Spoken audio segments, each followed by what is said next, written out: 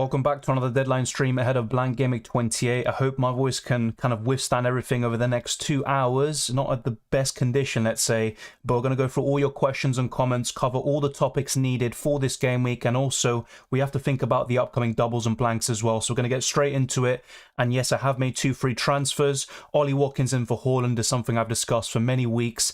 And the second transfer was always between Maddison in for Solly March or Chilwell in for Stupinian. And I decided to go for the defender in Ben Chilwell. I could always bring Estupinian back in 29, especially if Brighton have a confirmed double in 30 or 31. But of course, there's so much that can still happen, and we do have an international break after Blank Gameweek 28, and we have some FA Cup games as well this weekend, which is why the likes of Man United and Man City will be blanking in this FPL game week. But let's get straight into your questions. You can see all the points and stuff on the left-hand corner of your screen, and we covered this in the team selection video and throughout the content across the week. But let's get straight into your questions and queries. I'm going to try whiz through these since it looks like it's already kind of piled up already. So how many minutes do you think James gets in game weeks 28 and 29? I can't give you an exact figure, but I don't think he gets more than 200 minutes of the potential 270. So yeah, I think just over 100. I'm not sure exactly the figure, but I just can't see him getting, free starts out of free. Take a -8 hit to bring in Trippier, Chilwell and Watkins. Yes, it looks good, but which players are you bringing out? That's going to be another big question. I'm guessing they're blank game weekers in 28, but those 3 players you're bringing in are of really good quality, and they all have doubles in 29 and feature in 28, so it does make sense. Odegaard or Maddison? Over the next 2, I think Maddison outscores him with better fixtures and also a double in 29, but who would I rather have until the end of the season? It's still Odegaard for me. I think Maddison will blank versus Brentford. Thoughts? I think Brentford will win the game, but I also think Leicester have a good chance of scoring, and if that's the case, then I think Maddison has a good chance of being involved. So I'm not so sure if he blanks, but I think that Brentford will get the win. Havertz in place of Haaland with a -4. Who to captain? Kane, Saka or Watkins? I'm currently going for Kane at the moment, and in second place, probably Saka from those 3, but Watkins is a good option against Bournemouth. But let's not forget, Bournemouth have been good in recent games. Very unlucky against Arsenal. Got the win against Liverpool, which was much deserved. So I think Watkins is a good option, but I'm not so sure if I'd captain him this week. Watkins, Felix or Havertz? I would go for Watkins, and I've said this all week and for many weeks now. I'm not a huge fan of Watkins, but what he's done in the last 6-7 game weeks is admirable, and I just don't trust Chelsea attackers still. Kane captain, I think he's the most sensible and most consistent one, but that doesn't mean he's a must captain. I still think there's some good alternatives with arguably a higher ceiling than him. Despite Kane getting 13 points in game week 27, typically he does get 8 or 9 points if he does get that goal. Do you think that Maddison outscores Salah from game weeks 28 and 29? I think so. Liverpool struggle on their travels. They're facing Chelsea, who have been better recently, and Man City. So I think Salah's ceiling will be lower as a result, whilst Maddison has some very favourable fixtures against Crystal Palace, who will probably have a new manager in place by then. But I probably would favour Maddison a little bit more. Also an extra fixture in 28 too. Dylan, I sold Haaland for Watkins and Estupinian for Chilwell. I've done the exact same thing, and I think a lot of people in the community would have done something similar. How do you think the Europa League fixtures yesterday for Arsenal affects them versus Palace? I think it could be a blessing in disguise. I mean, look, against Palace, it is a bit different. I think for the rest of the season, it could be a good thing. But against Palace, the fact they went into extra time all the way to penalties and Arsenal losing that, I think it could play a part, more so physically than mentally. I think Arsenal will bounce back, but Palace is a tough game. And Arsenal have won 5 games in a row in the Premier League, but they never won 6 this season. And Palace is the 6th game. And I think it's been, maybe 4 or 5 years since Arsenal have beaten Palace at home. So it's going to be tough. It really will be. But I actually think, despite the new manager or the interim manager coming in, Paddy MacArthur, I still think Vieira would have been able to set up tactically in such a way to frustrate Arsenal, as he has done recently, and which he also did against City and was very unlucky not to get any result there too. So I still think Arsenal should have enough to win that game, but of course a few concerns going into that. Havertz or Watkins? Watkins for me all day long. Hey Dylan, I already have Iheanacho. Is it worth selling him or Haaland to Watkins, Havertz, and March Estupinian to Maddison Chilwell for a -4? Yes, it is worth it. You already have Iheanacho. I'm not so sure if I'd sell him, though, for a hit. Despite the fact that I prefer Watkins, I'm not so sure I'd take a hit for that, to be fair. If anything, do it for free in 29. So yes, I like the other transfers, getting in, for example, Maddison and Chilwell, and doing that instead, but I wouldn't sell Iheanacho. Captain Chilwell, yeah, I actually severely considered him. He's actually, at one point, was my vice captain when I brought him in overnight. But yeah, he's not a bad choice, of course. I'm not a big fan of captaining defenders in general, but he's the only one I'd captain this week. Captaining Kane, yeah, I think he's a sensible option, very consistent, by far the most consistent of any player we have available, with the possible exception of Arsenal midfielders, but I would have more confidence in Kane this week. I have 3 Brighton, 1 defender, 2 midfielders, and Salah and Rashford. Already have Chilwell, Watkins, no idea what to do, 9 playing at the moment. I think 9 is fine, and if you were to sell Salah, I probably would go to Maddison, but you said you don't back Maddison to do well this week, which makes sense. You look at the other midfielders, and apart from Arsenal ones, you're looking at Almiron, maybe a Chelsea midfielder, and I'm not a big fan of them personally, but if I had to pick one, it's probably Almiron or maybe Rodrigo, and honestly, I'd rather just go for Maddison anyway. Even if you think he blanks in 28, he has a very good double in 29. Welcome, Jamie, good to see you here. I've done Shaw to Chilwell and Haaland to Watkins, going to captain Kane. Yeah, pretty standard stuff. I've done the exact same thing, but instead of getting rid of Shaw, I got rid of Estupinian. That looks fairly good, happy, and hopefully you do well. Will Cher start? That's a good question. I think he will. I haven't seen the latest comments by Eddie Howe, though, but I think he will. Just a gut feeling. Zinchenko to Chilwell, yes, but I'm looking to do or sell Zinchenko in Gameweek 29, and there were a few concerns about him after the Arsenal game yesterday. I think he was limping a little bit and a few injury problems all of a sudden, and also a few scares, but I think Zinchenko will start and be fit. I actually think he had a poor game yesterday, regardless of any potential injury concerns, and he ultimately is a sell, but maybe I delay that move for another week. Welcome, Timo. Yeah, thank you, Alejandro. I appreciate that. Honestly, I hate the Werner comparisons. 101 points last week. Yeah, good stuff, Manish. Really good score. McNeil to Maddison for a -4. I actually would do that. I actually would. Thanks, Pedro. Oh, okay. No, yeah, you're talking to someone else there. Okay, fair enough, because I've seen some people call me random names before. I'm like, what are you on about? Went Havertz and Raya, says Pedro. Fair enough. Best captain this week, Saka or Kane? I probably would favour Kane, as you can see on screen too. Haaland to Watkins, a good move? Yeah, I think so. And I know there's a lot of fear-mongering now because Haaland scored 5 in midweek. Let's remember, Haaland has 1 game against Liverpool, and also you've got Watkins and a few others like Havertz who have 3 games compared to that 1. As long as you have that money in the bank to bring Haaland back in Gameweek 30, I think it's not really a concern, and I would do it. I heavily back Watkins to outscore Erling Haaland over the next 2 game weeks, and that is the plan, really.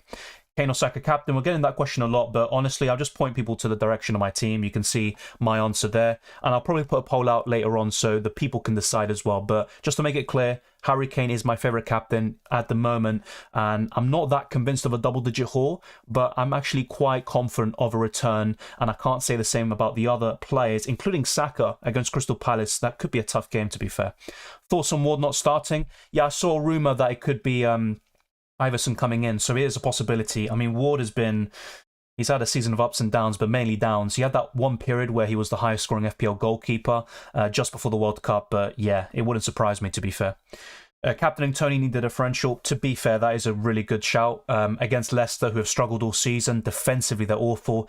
Ivan Toney has a high ceiling, and yeah, I think Brentford, particularly in home matches, are impressive. So I think that's a good shout. I think Brentford will score 2 or 3. I think my prediction that I put in some sites is 3-1 Brentford. And if that's the case, you'd back Tony to be involved. Thoughts on captaining Tony or Chilwell instead of Kane and Saka? I'm not against that. You could argue Tony has a higher ceiling than Harry Kane this week, although on the flip side, you'd argue Kane is just a more consistent option in general. And as for Chilwell, he always has such a high ceiling, but despite Chelsea having a good record at home against Everton, I still have a few concerns about Chelsea, and their underlying numbers aren't the greatest defensively. Despite them keeping clean sheets, not conceding too many chances, I'm not so sure if I captain Chilwell yet, and there's always a minutes concern with him, and it's only a few weeks ago they came back from injury, so I'd be a bit careful with Chilwell. I'm not sure if I captain him, but as a transfer, I like him a lot, and he's also in the best wildcard team video for Gameweek 28. Estupinian, Botman, Henry, 1 to Chilwell.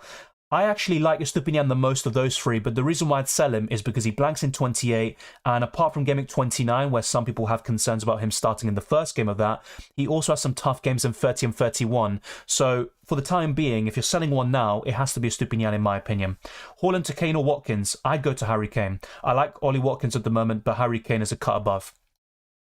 I haven't seen that, JP, but I'll have a look. I haven't actually seen anything. If you see any reliable sources on Twitter or anything, maybe just a website, then let me know. Put the link in the description or in the live chat, and I'll try to cover that as well. I'll actually quickly check, see if there's anything that I can cover. Any maybe how do you say, comments in the press conferences.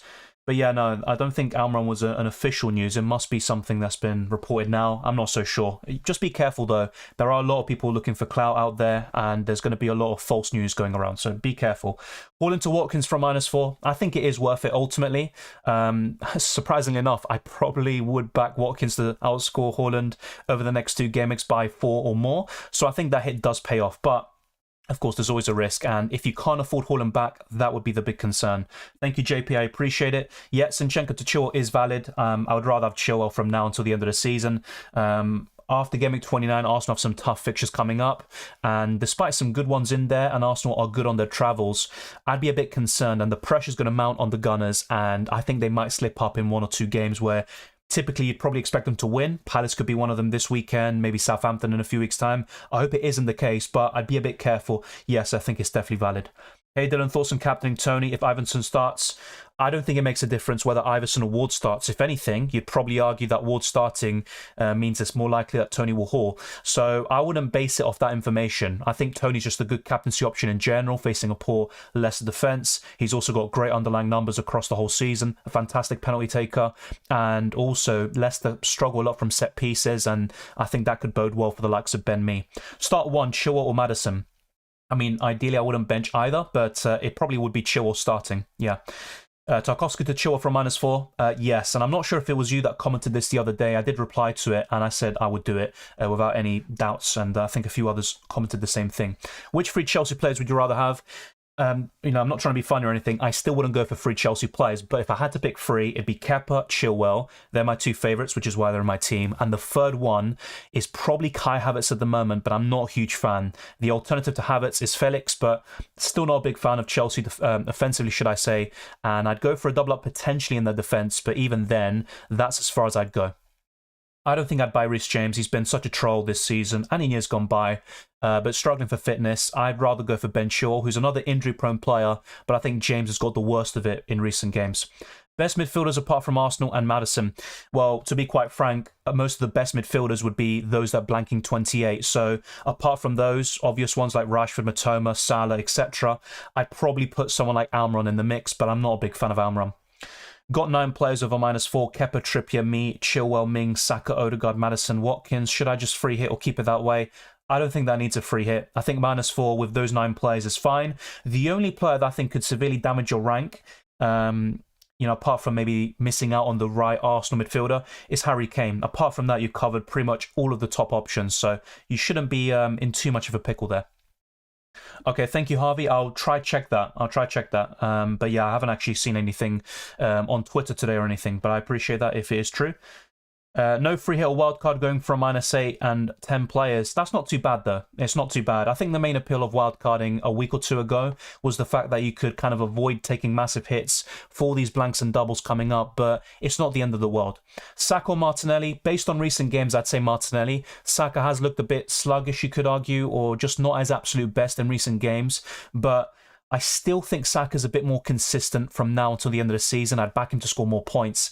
But if you look at the last 4 or 5 games, Martinelli's also cheaper. That's what I like. If I had to pick one, I think maybe Martinelli's the best one because it also gives you more flexibility to bring in Salah or Bruno next week and to make the other transfers as well, like bringing back Erling Haaland in Game Week 32. By the way, when I say 32, back in 30 and then separate word 2, just to make that clear. Which transfer to do? Brighton midfielder to Maddison or Stupinian to Chilwell? I had the same conundrum, and I think it's quite difficult. I like Maddison a lot, but I'd probably go for Chilwell. It's really close, though. Really close. Will James play or start? I am honestly not sure about that. Son scoring against Southampton is possible, especially if Southampton play like they did the other day, but this season it's difficult for me to back Son to score in any game. If anything, I'd have more confidence of him scoring if he started on the bench and came off, basically, to come on in the last 20-30 minutes against tired legs. That's where he's been most effective this season. I would not captain any goalkeeper, especially Martinez or any Aston Villa defender. The only Villa player I'd captain is Ollie Watkins, and even then, I'm not so sure.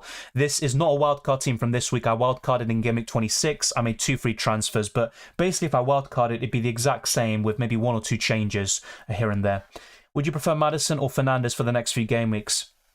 Probably Fernandes. I'll stick to what I said last week, but it's quite a close one. And what I like about Maddison is that he's significantly cheaper and he's got great fixtures too. Kane or Tony for captain? I'd go for Kane, but Tony's honestly not a bad shout. Bring Koulibaly? No. Honestly, if you want 2 Chelsea defensive coverage, go for Kepa. I wouldn't go for Koulibaly. Still will continue to be essential. He's not essential. He's a good option on the wildcard or anything like that, but he's not essential because you've also got Kepa, Raya, who'll probably score more points anyway, and you've got a few others like Nick Pope, which you could say the same thing about that as well. Almiron or Odegaard on wildcard? I'd still rather go for Odegaard. Who to transfer out? Estupiñán or Martinelli for Maddison? I'd rather transfer out Estupiñán, but I can see or understand why you would maybe decide to sell Martinelli instead. 105 points last week, and I'm captaining Tony again. Yeah, I think it's a good shout. I think he could do really well against Leicester. Yeah. If you had to bring one, Mings, James, or Cash, I'm just too conflicted about Reece James. I think the potential's there, of course. We all know this, but I'm not so sure if I'd go for him. Honestly, I'd rather go for Cho if you can, but from those 3, I think my favourite one would be Matty Cash. It's a tricky one, though. If Tony gets another yellow card, Tony replacement you'd consider for Game Week 29? Maybe bringing Haaland back in. It's as simple as that, despite the single game week. But if I were to go for a double game week option, I would maybe there consider Iheanacho or Kai Havertz. Especially if I don't go for Maddison, I'd probably go for Iheanacho in that case. But yeah, one of those 3 for sure. Thank you, Superstar. I appreciate the link because honestly, I was kind of in the dark there. Almiron is out for 3 weeks due to an injury suffered in training, hence why he's not been called up for the Paraguay national team for the upcoming friendly against Chile later this month. And this was actually, this was posted an hour ago. So yeah, I appreciate that. I'll put it on screen now, just for those of you that maybe aren't aware. Almiron was one of the kind of main options I was backing on the wild card, well, not on the wild card, as in if you want a player or midfielder to cover Game Weeks 28 and 29, apart from Arsenal midfielders in Maddison, I think Almiron was one of the better ones. It looks like he is out. I actually haven't heard of this before, Roberto Rojas, but I think, yeah, he's reliable in terms of Paraguay news. And yeah, if this is the case, it's a big blow. Pedro Torres as well was the one. Oh, yeah, okay, there you go. Yeah, so basically, yeah, this is actually confirmed by the Paraguay manager, Guillermo Barros Schelotto, an Argentine. He's the one that said this. So, yeah, it's official then, if that's the case. So, yeah, that is a big blow for Newcastle too. And Almiron has just, I wouldn't say entering form, but he has gotten a goal or 2 in recent games. That is going to be a big blow there for Newcastle and for the prospects today. And for those that brought him in, I know a few people that maybe bought him yesterday or, this week. It's kind of very unlucky, to be honest. Yeah, I appreciate that, Superstar, and everyone else who pointed to me in that direction because I honestly wasn't aware. Start Pope or Raya? I'd go for Pope. I think Pope has a better chance of a clean sheet. Akita Sinchenko or Gabriel Beta? I'm not sure if I'd buy an Arsenal defender right now. On a wild card, I'd maybe go for one, but if I had to pick, it'd probably be Sinchenko still. Wild card now and bench boost next week? Yeah, I think that's a really good strategy or a really good way of covering it. I would have done the same thing, I think, if I didn't wildcard already. Son or Mudryk? I don't like either. I don't like either. This week, I think Son scores more points, but Mudryk, what I like about him is that he's cheaper. But honestly, I'd probably go for Son. Ideally, I wouldn't go for any of them. Thank you, Carlos, for the super chat. Kepa, Sinchenko, Trippier, Henry, Chilwell, Martinelli, Watkins, Tony, Kane. ¿Cambiarías a Salah y Estupiñán por Botman y Maddison o dejarías a Estupiñán? Me gusta Estupiñán, pero el problema es que no tiene un partido en la jornada 28 y puede ser que no va a tener un partido o que va a tener un conflicto con Ecuador y puede ser que pierde el primer partido y va a estar en el banco. Yo creo que va a estar bien para la jornada 29, pero no es algo muy fácil para determinar. Si tuviera que elegir, yo creo que haría eso. Watkins, Tony, Kane, cambiarás a Salah y Estupiñán por Botman y Maddison. Creo que sí, creo que vale la pena. Y Newcastle sí están un poquito flojos en las semanas que pasaron, pero para mí van a tener esas vallas invictas y van a mejorar, así que sí lo haría. Botman y Maddison son buenos fichajes. Odegaard for Differential o Differential Captaincy. I'm not so sure if I captain him. The only benefit, I think, of Odegaard over someone like Saka is the fact that Odegaard didn't play, let's say, 120 minutes like Martinelli or 60, 80 minutes like Saka. He came on in extra time yesterday, so only played around 20, 30 minutes, scored his penalty, and actually looked very sharp. But I'm not so sure if I captain an Arsenal midfielder this week. And it's not just because of yesterday, by the way. I just have a few concerns about the fixture, and Arsenal haven't actually won 6 games in a row in the Premier League this season. If they do against Palace, it'd be the first time so far. And look, all of these things are kind of different reasons. It's not maybe enough to not captain a player. He's not a bad shout, of course he's not, but I think I'd rather go for Kane, maybe even Ivan Toney at the moment as well. -4 Chilwell for Chilwell. I'm guessing it's someone else that you're saying there, maybe Estupinian. If it is Estupinian, then it's a tough one. I think I would do it reluctantly. Haaland to Kane and me to Chilwell from -4. Yeah, I think that's worth it. Looks good. I have to say, though, selling Ben Mee this week, I'd be very careful about that because, yeah, I think Leicester could score, but I also think Mee could score a goal himself or get an assist or something like that. I think he's going to be targeted from the set pieces because Leicester have been shocking, not just for this season, but for the last 2 or 3 years on the Brendan Rodgers from set pieces. So I'd be very careful about selling Mee this week. Haaland to Watkins for free. Yep, I've done the same thing. I think it's good. Watkins, Iheanacho, Havertz, Isak or Felix. Watkins, I think, quite easily. In second place, probably between Iheanacho and Havertz, and that's the one I'm a bit more conflicted about. But Watkins first. Choose one between Castagna and me. Ben Mee. Would Chelsea win tomorrow? I think so. I think they'll win 1 or 2-0. Not sure exactly. Maybe I originally predicted 1-0, but based on recent form, I might change that to 2-0. But honestly, I think they'll keep a clean sheet, and that's why I brought in Shaw this week too. Yeah, I think it's kind of a standard captain. You don't need to go for Kane, though, and you could argue the likes of Toney have a high ceiling too. Yeah, it looks like Almiron is injured based on what we've showing on the screen. We'll go back now to my team. Just for those of you that might want to know about the captaincy and stuff, you'll see my answers basically on screen as well. And also, maybe not the bench order this week, but maybe in terms of Kepa versus Raya, you can see who I prefer as well, and my captain. I actually was considering vice-captaining Chilwell, and I might still do that. And even Toney and Watkins are in my thinking. I'm a bit put off Arsenal players at the moment. I don't think I'd captain one of them this week. It's not to say they can't do well, but I'd be a bit careful. Yeah, I think Watkins is a decent option.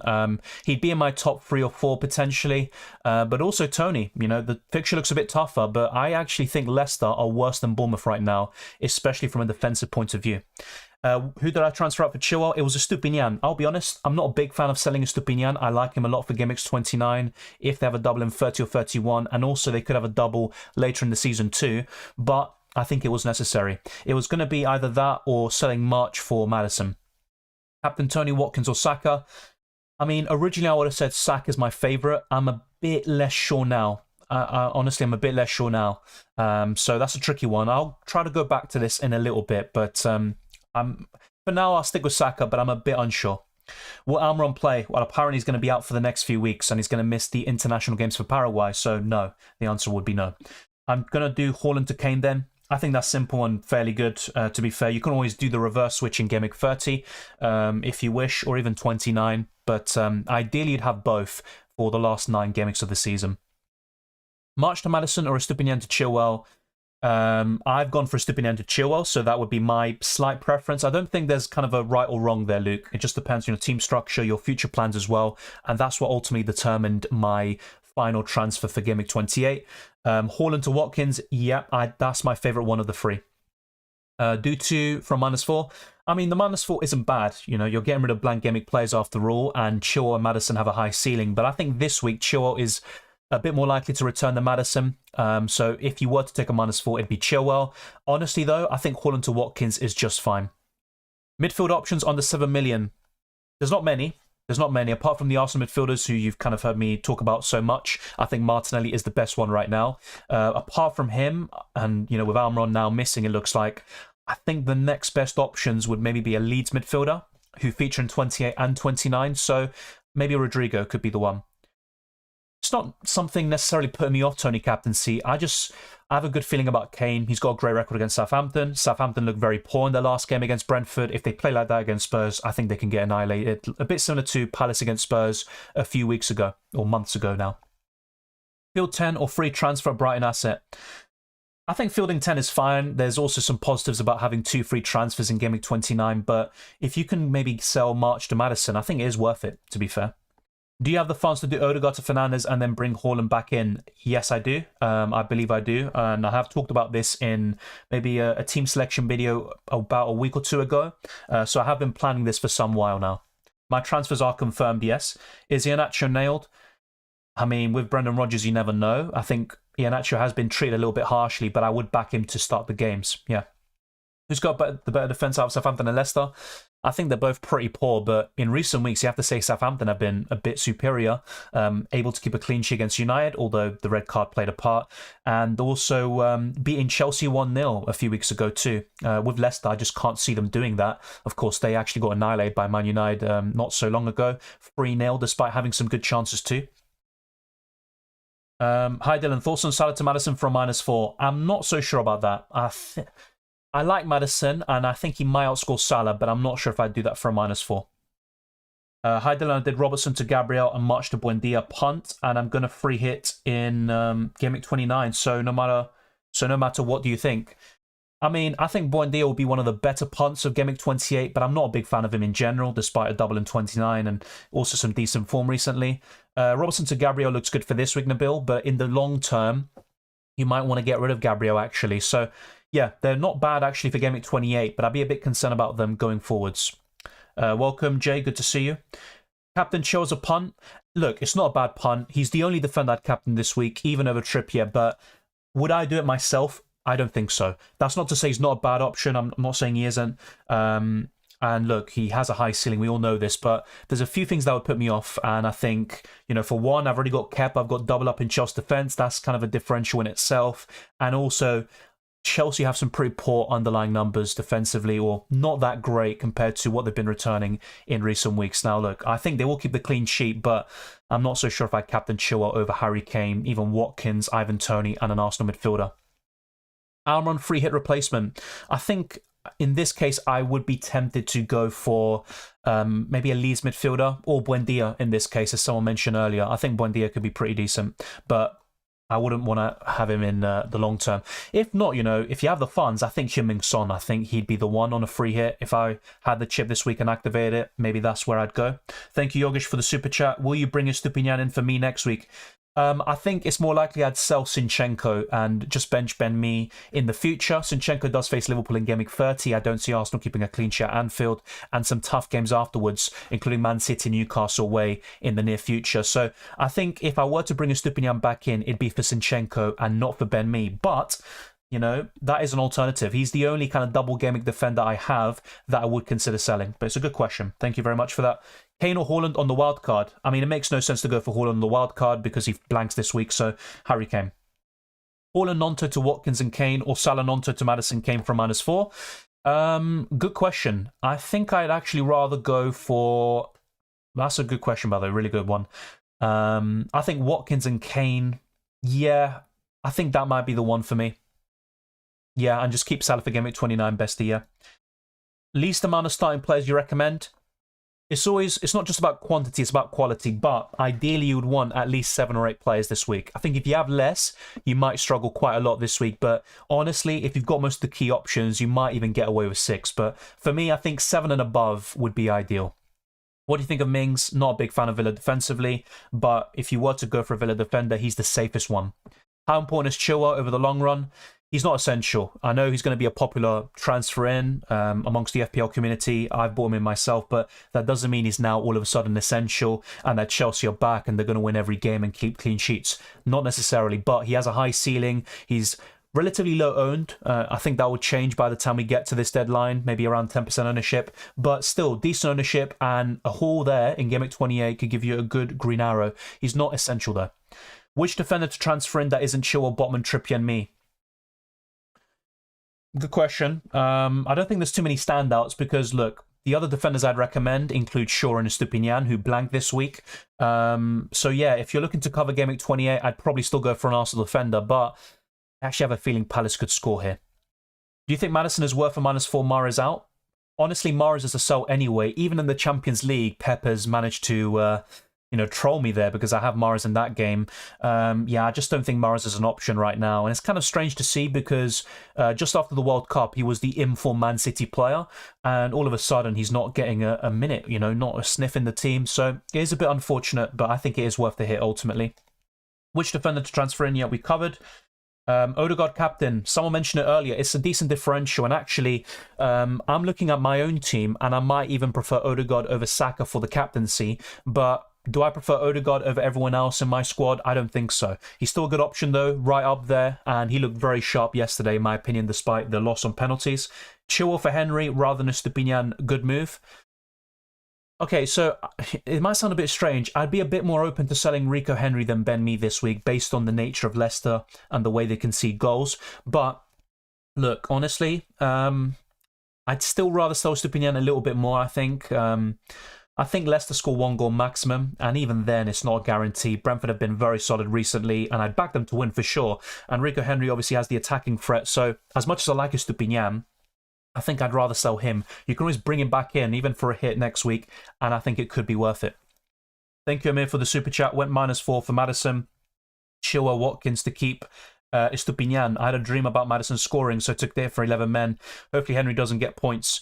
Yeah, no, that's completely understandable, and I think long term, especially if Brighton get a double very soon, I think Estupinian is a better option than Rico Henry and the others. And yeah, the other players we're bringing in are of really good quality, and only for a -4, that looks good.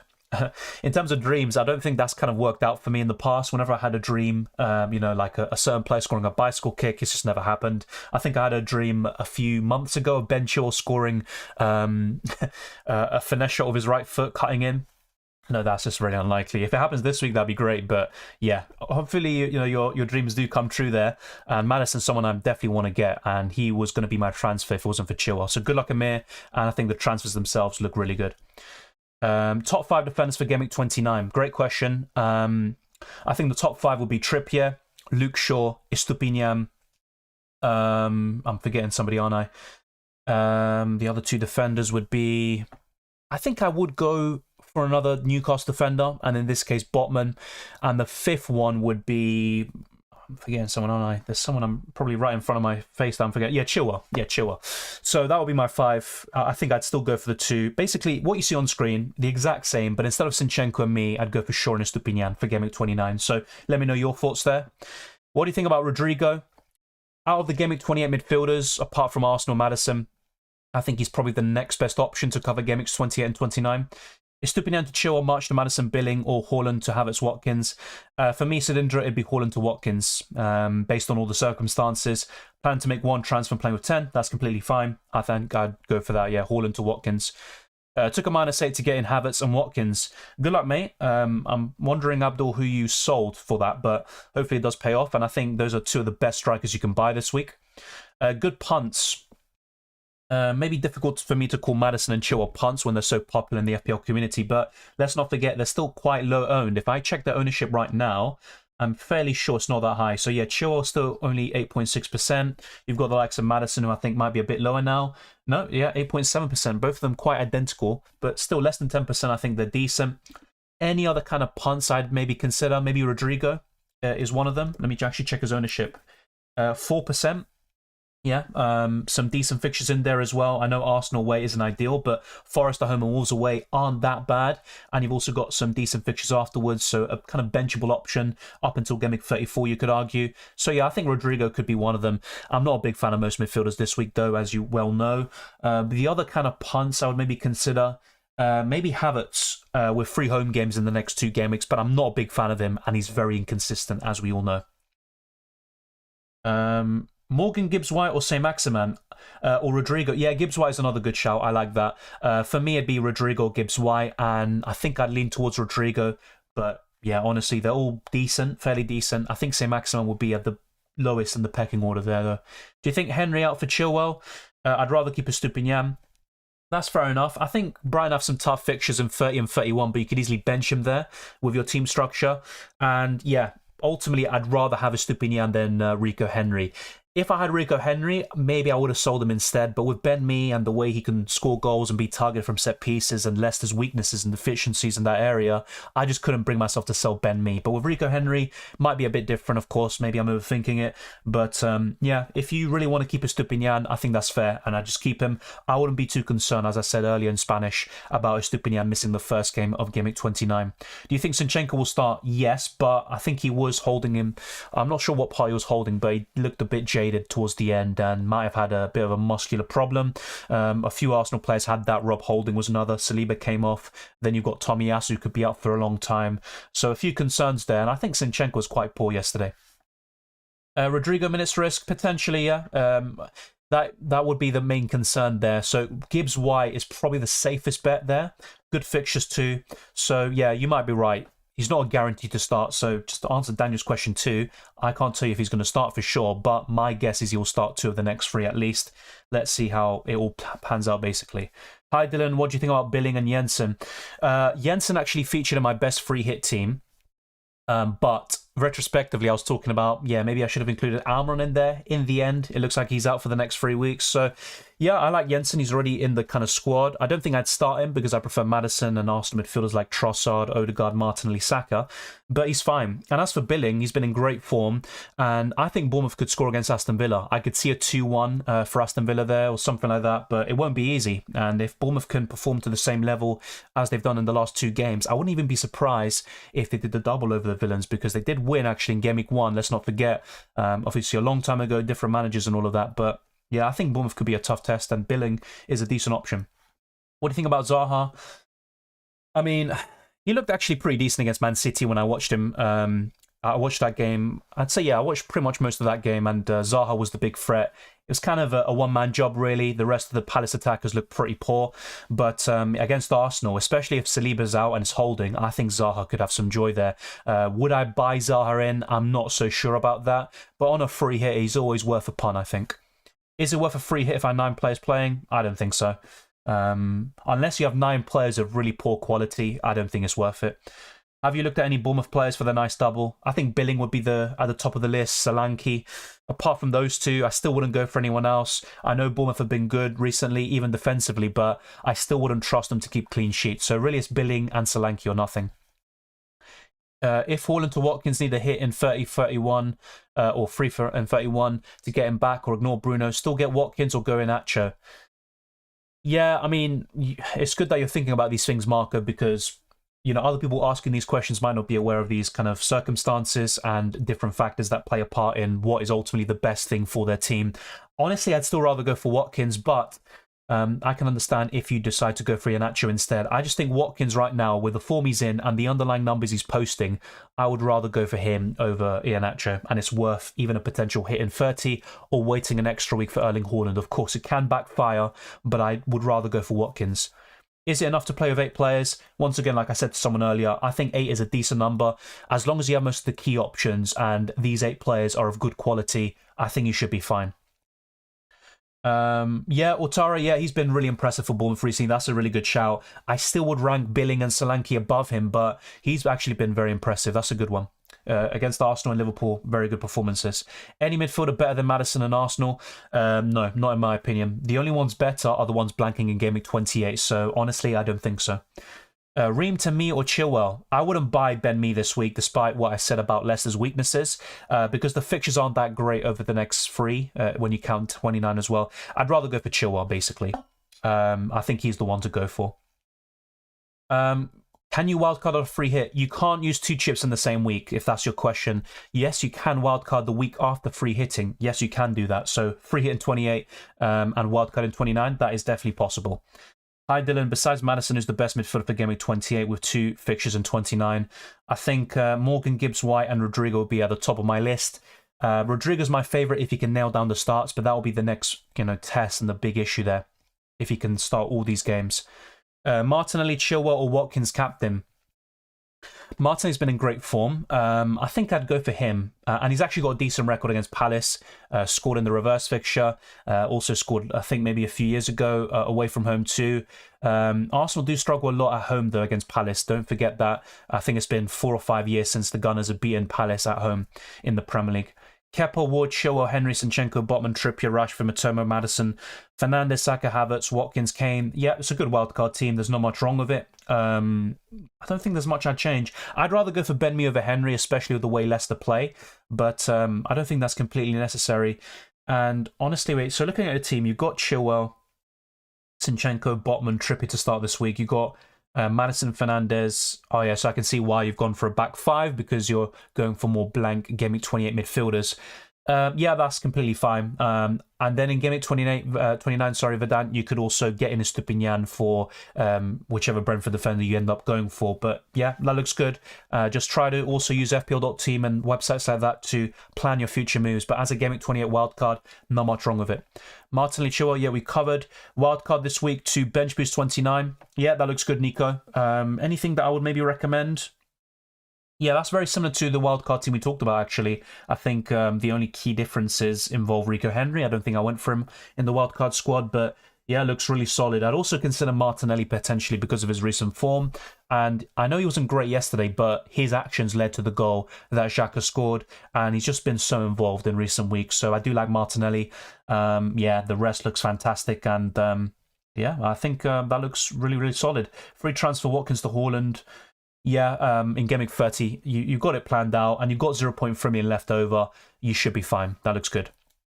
Yeah, I agree, and I feel I may even miss Bruno due to maybe dropping deeper. That is a potential issue with Bruno Fernandes. That is true, Marco. And that's why I'm actually quite happy to wait the week, not go for the other midfielder. I don't think there's many standouts anyway. And then reassess the Maddison situation, and then maybe decide. It's going to be one of Maddison or Bruno coming in for me. And if not, I also have the possibility of bringing in both, depending on how things pan out. Thank you for the super chat there, Krogsberg. Update on Almiron injury. We did cover it, but I can go for it just one more time. So yeah, according to Guillermo Barros Schelotto, who is the Paraguay manager, he said that Almiron is going to be out. So yeah, it's all confirmed, it looks like, and it's been now reported and relayed by these journalists like Roberto Rojas.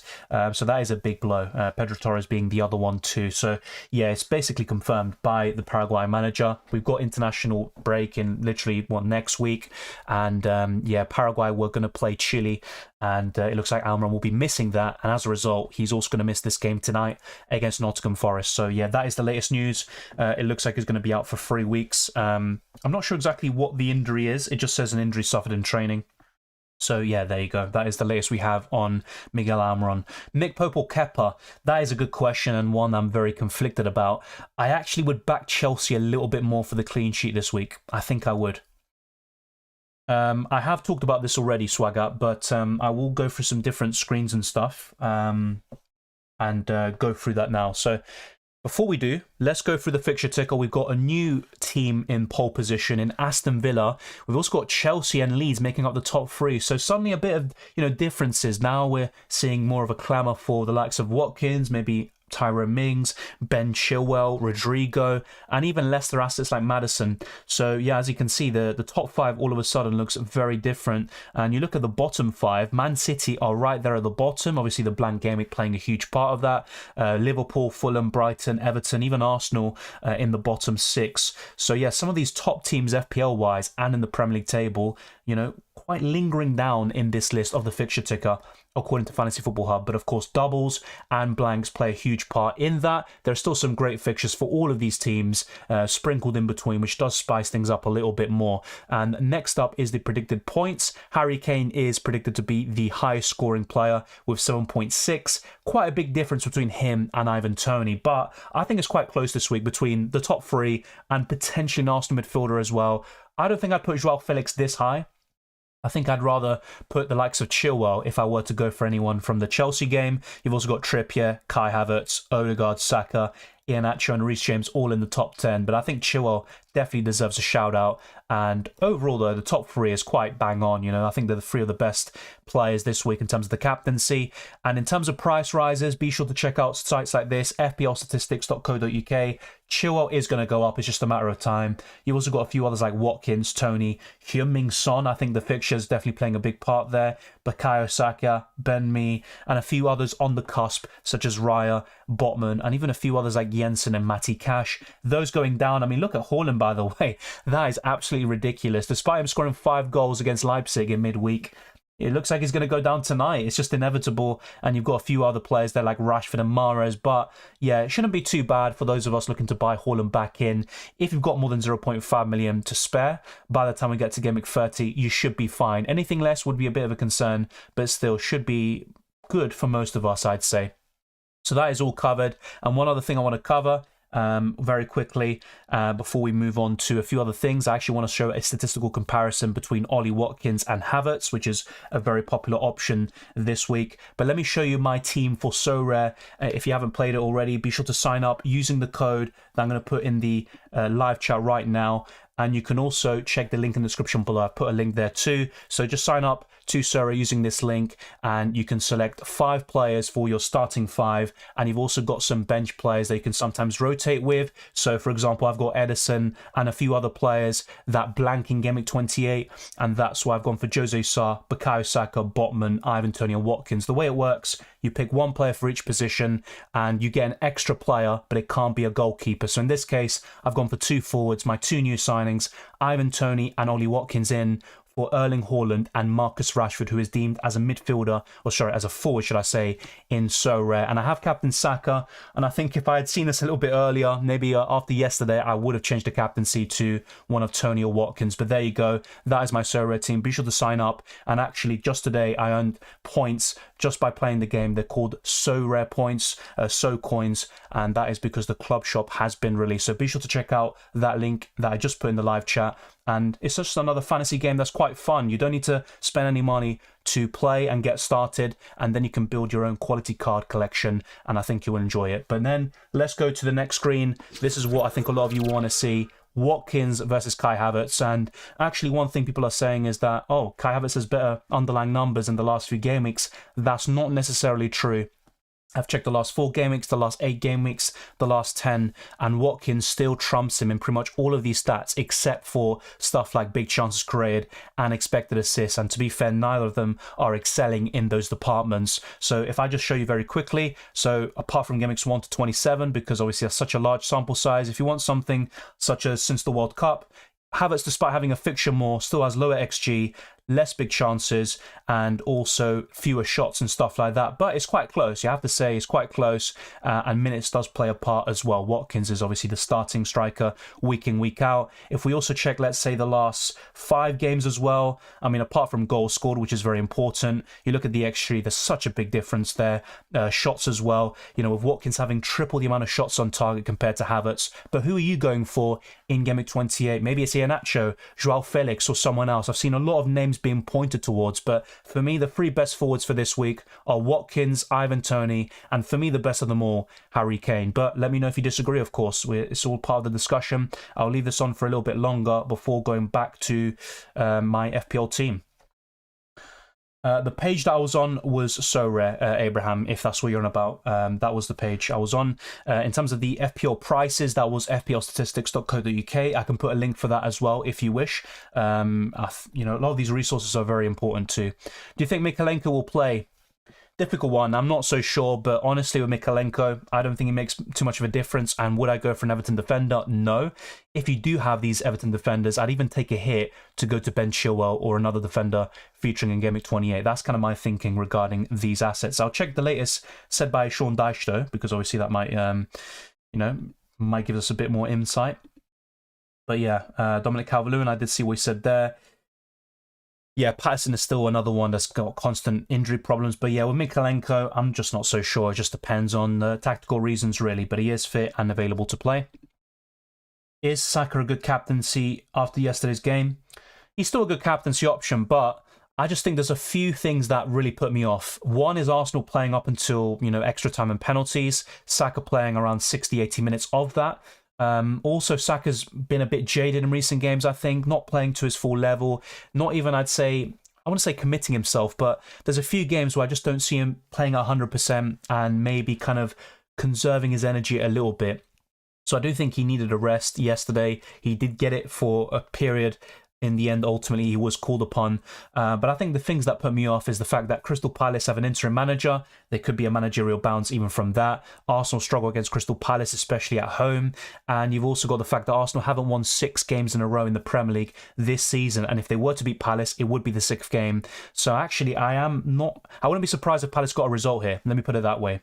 Trippier captain, I don't think I'd captain him. The only defender I'd seriously consider is Chilwell. Then it's probably Trippier, but I'm not so sure if I captain him. Maddison for a -4, will you do it? Depends who you sell, but I'm guessing it's a blank Gameweek player like March. In that case, I think it is worth it, but even then, Maddison against Brentford is not a guarantee of a return. I think in the reverse fixture, Maddison got an assist and Leicester and Brentford drew, but both teams have gone on completely different trajectories since then, and Brentford you'd favour to win this game quite comprehensively. Me or Mings on the wild card? Good question. I actually would rather go for me still. Mings has better fixtures, but me plays in a better team, and I also would back him in the long term, despite a fixture swing around Gameweek 33. Salah, Almiron, Maddison, March, Bruno, select one for Gameweek 29. Almiron we covered, Tasby. He's going to be out for the next 3 weeks according to the Paraguayan national team manager, so forget about him.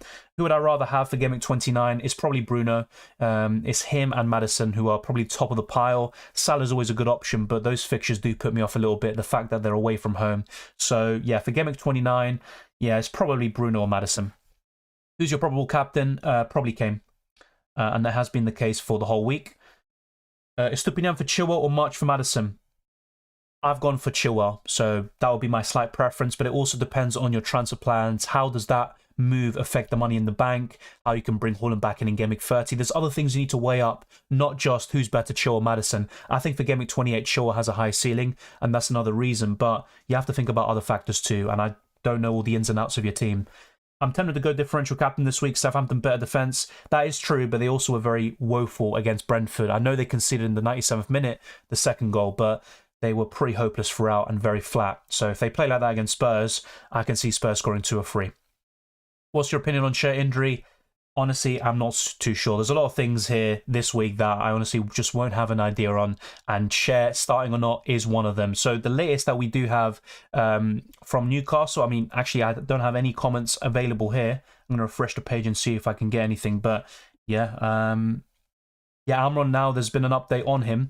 It's actually all taken into account in FPL, premierinjuries.com, but yeah, there's no injury updates on Fabian Schär, honestly. But you know, if you're asking me, do you think he starts or not? My guess would be yeah, but I don't have enough information to give you a good answer there. Best wildcard 11 for this game week. Be sure to check out my wildcard team video, and you can see what I put there. But it'll be very similar to my team, which I'll go back to in a second, and there wouldn't be many changes, I think. But yeah, let's go back to my team. We have shown Watkins' habits for long enough. My preference is Watkins. I've said that all week. I brought him in for Erling Haaland as planned, despite Haaland's masterclass in midweek. Havertz or Tony on a wild card? I can understand why people would say Havertz, and I think one big reason why I'd be a bit concerned about Tony is that he's 1 yellow card away from suspension. If he gets one against Leicester, he misses the first game of 29. If he gets one in the first game of 29, he obviously misses the second one. So it's not ideal, I think, for those looking to buy Tony or those that have him. But I'd still go for Tony. I think if Tony can avoid that suspension for at least the next 2 game weeks, I think he just outscores Havertz quite easily. Would you do Pinnock to Chilwell? Yeah, I think I would. Best Ederson replacement? For me, the 3 best goalkeepers in the game are Kepa Arrizabalaga, Nick Pope, and David Raya. Any one of those would be good. My favourite is Kepa Arrizabalaga, especially right now. Should I free hit this game week? 6 players will not play. If you mean 6 players are not playing in your starting 11, then yeah, that's a big concern. You know, you've only got around 5 players, and you need to free hit, in my opinion. But you know, if you've got 9 players overall, only 6 missing from your 50-man squad, it's a bit different. I think you can get by, especially if you have most of the key options available. Chilwell for Henry or Estupinian? I'll be honest, I prefer Estupinian long-term, but Henry has a decent chance, I think, of a return in Gameweek 28, so you might have to sacrifice that in order for the long-term games. That's something you need to weigh up. Now, because it's Rico Henry, and I think the way the game will pan out from my perspective, and I could be wrong, I'd actually rather sell Henry and keep Estupinian. But ultimately, what I'm looking to do, as someone who got rid of Estupinian this week, is potentially bring him back in for Gameweek 29, especially if Brighton have a confirmed double in 30 or 31. I think they're all good options, and you can make a case for any single one of them. But I think based on what's happened this week, I'd actually maybe put Saka at the bottom of that list, and that's why I think I'm going to change the vice captaincy, as you can see here. I think Kane will be my favourite, with Tony second and Saka third. It's a close one though. Also, Mudryk and Felix, same as a few weeks ago. Chelsea still don't convince me going forwards. I think they have been better in recent weeks, but if you were to go for a forward, I think Havertz looks like the most likely, with the best underlying numbers, and also just the one on penalties and the most likely to score. But Mudryk, yes, he got an assist against Leicester, but really, he doesn't convince me, and I think he needs a lot of work, and it will take some time, I think, for him to work at Chelsea. So I wouldn't go for him. I think I'd be a bit more inclined about Felix, but even then, not so sure about that one either. I think Chelsea assets, the best ones to go for are Kepa and Chilwell. Welcome, Justin. If you were to choose a defender for captain, yeah, it'd be Chilwell. Now, look, there would be some concerns. Chilwell's minutes are still not guaranteed, and you've got a few other things you can throw at him. He's injury prone, but he's probably the most likely, I think, to get a big return from defenders. Then it's probably Trippier. I think Arsenal, look, they should still win the game, no matter everything I've said today, despite what happened yesterday, despite Crystal Palace having a good record at the Emirates, whatever you want to say, Arsenal should still win on Sunday. There's no doubt about it. And look, I'm just a bit I'm always cautiously, I wouldn't say optimistic, I'm always a bit cautious of Arsenal. They do sometimes let you down. I mean, that's putting it lightly. But yeah, Arsenal should still win the game. They have all the resources. And honestly, I think the Europa League is a bit different to Premier League. I think Arsenal are a different beast in the Premier League this season. So yeah, if they play to their normal level or close to it, they should still get the job done. But Palace won't be easy regardless. And Arsenal still need to be careful and not treat them lightly like they maybe did yesterday against Sporting. Are those your final transfers? Yes, they are. McAllister, Rodrigo, Harrison, or Stupinian to an Arsenal defender? I mean, this is the thing. I would like McAllister in Gameweek 29, especially over Rodrigo and Harrison. But at the same time, I think Stupinian is the better option out of him and McAllister. It's a difficult balance to strike. If I had to pick one move, it's probably McAllister to Rodrigo. But yeah, it's quite a risky one. Welcome, Bruno. ¿Qué piensas, Zinchenko por Chilwell por -4? No creo que lo haría esta semana, pero en la jornada 29, para mí suena muy bien. If you look at stats, Saka exploded while Nketiah is on, but when Jesus or trusted on Martinelli and Odegaard is so much better. Yeah, that might be a fair point. I mean, Saka got... When was it? He got a double-digit return against Everton. So basically, Saka's got 2 double-digit returns this season, and one of them was against Liverpool. Jesus was playing up front, and the other one was against Everton, another Merseyside club, and it was Trossard and Martinelli playing up front, basically, and interchanging. So whilst I can understand what you're saying in terms of consistent results and stuff, Saka was maybe playing better with Nketiah, and now Trossard and Martinelli are playing better with each other, and Saka's maybe slowing down a little bit. I think there's a little bit more to it behind that, rather than just the partnerships. I think Martinelli and Trossard definitely play well together, and I think Martinelli struggles with Nketiah, especially with Zinchenko as well behind him. But with Saka, I don't think that's the reason. It's a good point, and you might be right, but I disagree slightly, although I do agree about Martinelli, Odegaard, and Trossard. Will Emerson Real start? Let's not forget, the reason why Emerson Real hasn't been starting recently is because of injury. So I wouldn't be too concerned about him. I think if he is fully fit, I mean, it's still a tricky one, but I would back him, I think. Based on his recent performances, I think he has been better than Pedro Porro. Odegaard, Saka, Watkins, who to captain? From those three, I'd actually be a bit more inclined about Odegaard over Saka right now. But it's such a tricky one with the Arsenal midfielders. It can kind of swing one way, in each week. It's a tricky one, honestly. I'm very conflicted about that. If I had to pick, I think Saka still. That was my initial kind of prediction, so I'm going to stick with him. But I'm a bit concerned based on recent performances. Botman or Cher? I think Botman is just going to start. With Cher, there's always a few doubts, especially with him coming back from an injury. So, yeah, probably Botman. Kane or Saka? I'm just going for Kane. I think he's a bit more consistent, a bit more reliable, and Southampton is an easier fixture, in my opinion, compared to Crystal Palace, despite Palace not winning a game in 2023. But I think just the nature of the game, Spurs tend to get the better of Southampton, and Arsenal struggle a lot against Palace. So, yeah, I'd probably go for Kane. What's your score prediction for Wolves-Leeds match? Probably 1-1. Got 2 defenders going head-to-head. I mean, yeah, ideally for you it'd be 0-0, and that is possible, but I think 1-1. I think both teams get a goal.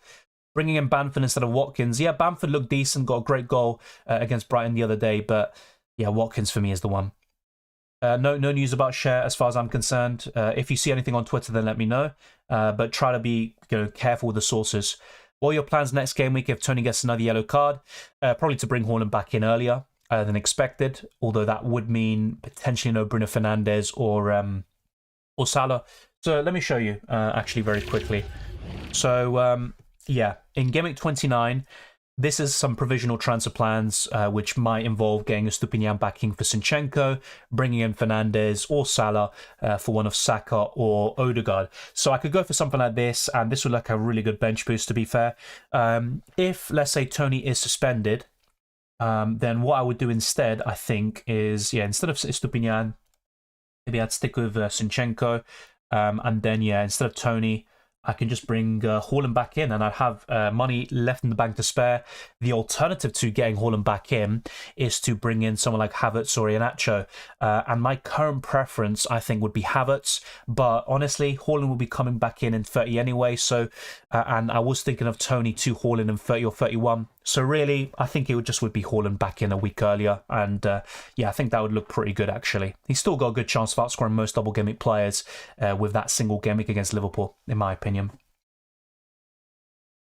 Is it fine to use only one transfer? Yes, and having 2 free transfers gives you a lot of flexibility going into the blank game week, so definitely. Got a tough one, 2 free transfers. Haaland to Watkins and Rolling. Yeah, I can understand that. Yeah, Haaland to Watkins I think is pretty standard. You can always bring him back in 29 if needed. And Rolling is not a bad idea this week, honestly. Wildcard or free hit this week. My preference for most people would be wildcard, but it might be different in your case. But yeah, for me, wildcard now, free in 32 if anything for these 2 blank game weeks, because you can also cover game week 29 and bench boost there as well if you still have that chip in your up your sleeve too. But yeah, just gonna go back to the predicted points. Just gonna take a few seconds break. I'll be back very, very shortly. But yeah, let me know. Put your thoughts in the comment section and the live chat now. Who are you going to be captaining, and who do you think scores the most points in Game Week 28? I want to see your thoughts. I'm seeing a lot of different shouts this week. I'm seeing more love for Ivan Toney. I'm guessing a big part of that is the Southampton result the other day. But there's so many different options this week. Not a clear standout as we tend to have, and it will be interesting. And I think maybe the swings will be quite big, even though the decision is very difficult to make. So let me know in the live chat, and we'll get back to your questions and comments very soon, as well as my team for Blank Gameweek 28.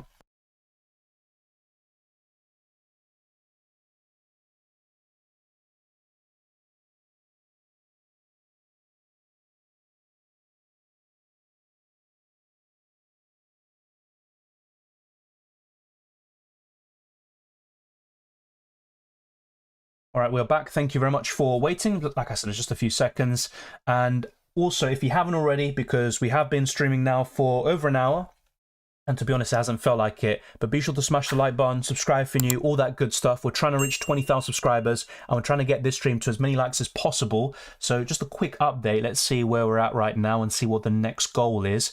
But yeah, we're literally 16 likes away from 100. So be sure to keep on smashing the like button and trying to get us well over that. And thank you to everyone who's sending super chats today. Massively appreciate as always. To all the channel members and patrons, we keep on growing, and we're looking to reach new heights as well. So let's now go back to my team.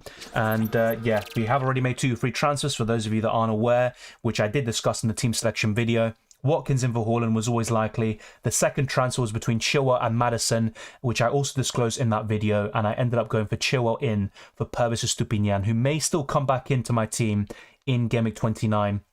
But of course, Ivan Toney will be a bit of a concern with 1 yellow card more, and then he's suspended. And let's wait and see if he can go through Game Weeks 28 and 29 unscathed. But I have a feeling he might miss one of the next 3 games, unfortunately. So let's go to your questions as always, and let's see if we've got anything new as well. Best under 5 million defender. For me, Estupiñán overall would be my favourite. But of course, he does not feature this week. Apart from him, it does get a bit tricky. He's probably Botman for me. Zinchenko, Gabriel wildcard. I think Gabriel's a bit safer, despite also playing 120 minutes yesterday. He probably was Arsenal's best player, by the way, against Sporting. But Yeah, Sinchenko, I think, is a bit more likely to get assists and bonus points, so he has been my preference. I'll stick with that, but Gabriel's not a bad choice, and there's not much to separate those two. Yeah, Kane captain, yeah, I'm going for the same thing, but not really a standout for me. Most points, probably Chilwell, but too scared to take that risk. Yeah, fair enough, that's fair enough. I think Chilwell has the highest ceiling, arguably, from most players, but yeah, Harry Kane's just missed the consistent. It's so hard to pick. Tony, Saka, Watkins, Kane, Maddison. Yeah, I don't think I'd captain Maddison, but he's a good option this week regardless. We'll do Haaland to Watkins, but second transfer, March to Maddison, or me, Henry to Chilwell, each for a hit, or neither. Yeah, if you start with an 11 marker, there's no need to do that. I honestly would just do Haaland to Watkins for free. Subscribe for Suit Stream. Yeah, it's possible. Maybe one day we'll do a Suit Stream. It would be the second time I think that we've done one. Once again, updates on share, I have none. I have no updates on share. Is a -4 and 2 goalkeepers a good idea? No, it definitely isn't. The only way, and even then I wouldn't be that sure, that I'd take a -4 hit for a goalkeeper is if you're bringing them in a double game week. But this week it makes no sense in my opinion. So yeah, unless you're bringing out a blank game week 28 player for someone who has a double in 29 and features in 28, I just don't think it's worth it. Best replacement for Matoma in 28. I mean, apart from Arsenal midfielders and Maddison, I struggle to give you names that I'm confident about because it's probably Rodrigo, Morgan Gibbs-White, and even then, I'm not a big fan of them. Yeah, I think Gibbs-White as a one-week punt looks decent. I think on a free hit, what I would possibly change is bringing Heung-min Son, for one of, Jensen, Bailey, or Almiron. Yeah, I think he is a decent shout, though, for sure. Chilwell, Havertz, or Kane, Cucurella. As a duo, probably Kane and Cucurella, sorry, but yeah, Cucurella I'm not a big fan of, and he's been performing well recently, but not a big fan of him FPL-wise. I think it's just Kane that makes that duo work. Sell Henry or Pinnock to bring in Chilwell. I would rather keep Henry just a little bit more. Yeah, I think I'd sell Pinnock. For my wildcard team, Saka and Odegaard or Martinelli and Odegaard to get Bruno next week. I think Martinelli and Odegaard, if you want to get Bruno. It's not, I'm looking at bringing in Bruno potentially, but it's not set in stone. I'm still open to getting a Maddison, Salah, or another midfielder entirely. But to give you that flexibility, I'd rather go for Martinelli and Odegaard. And also, not only are they cheaper, but also in better form, you could argue, in FPL. Would you say a hit from Henry to Chilwell isn't worth it for the next 2 weeks?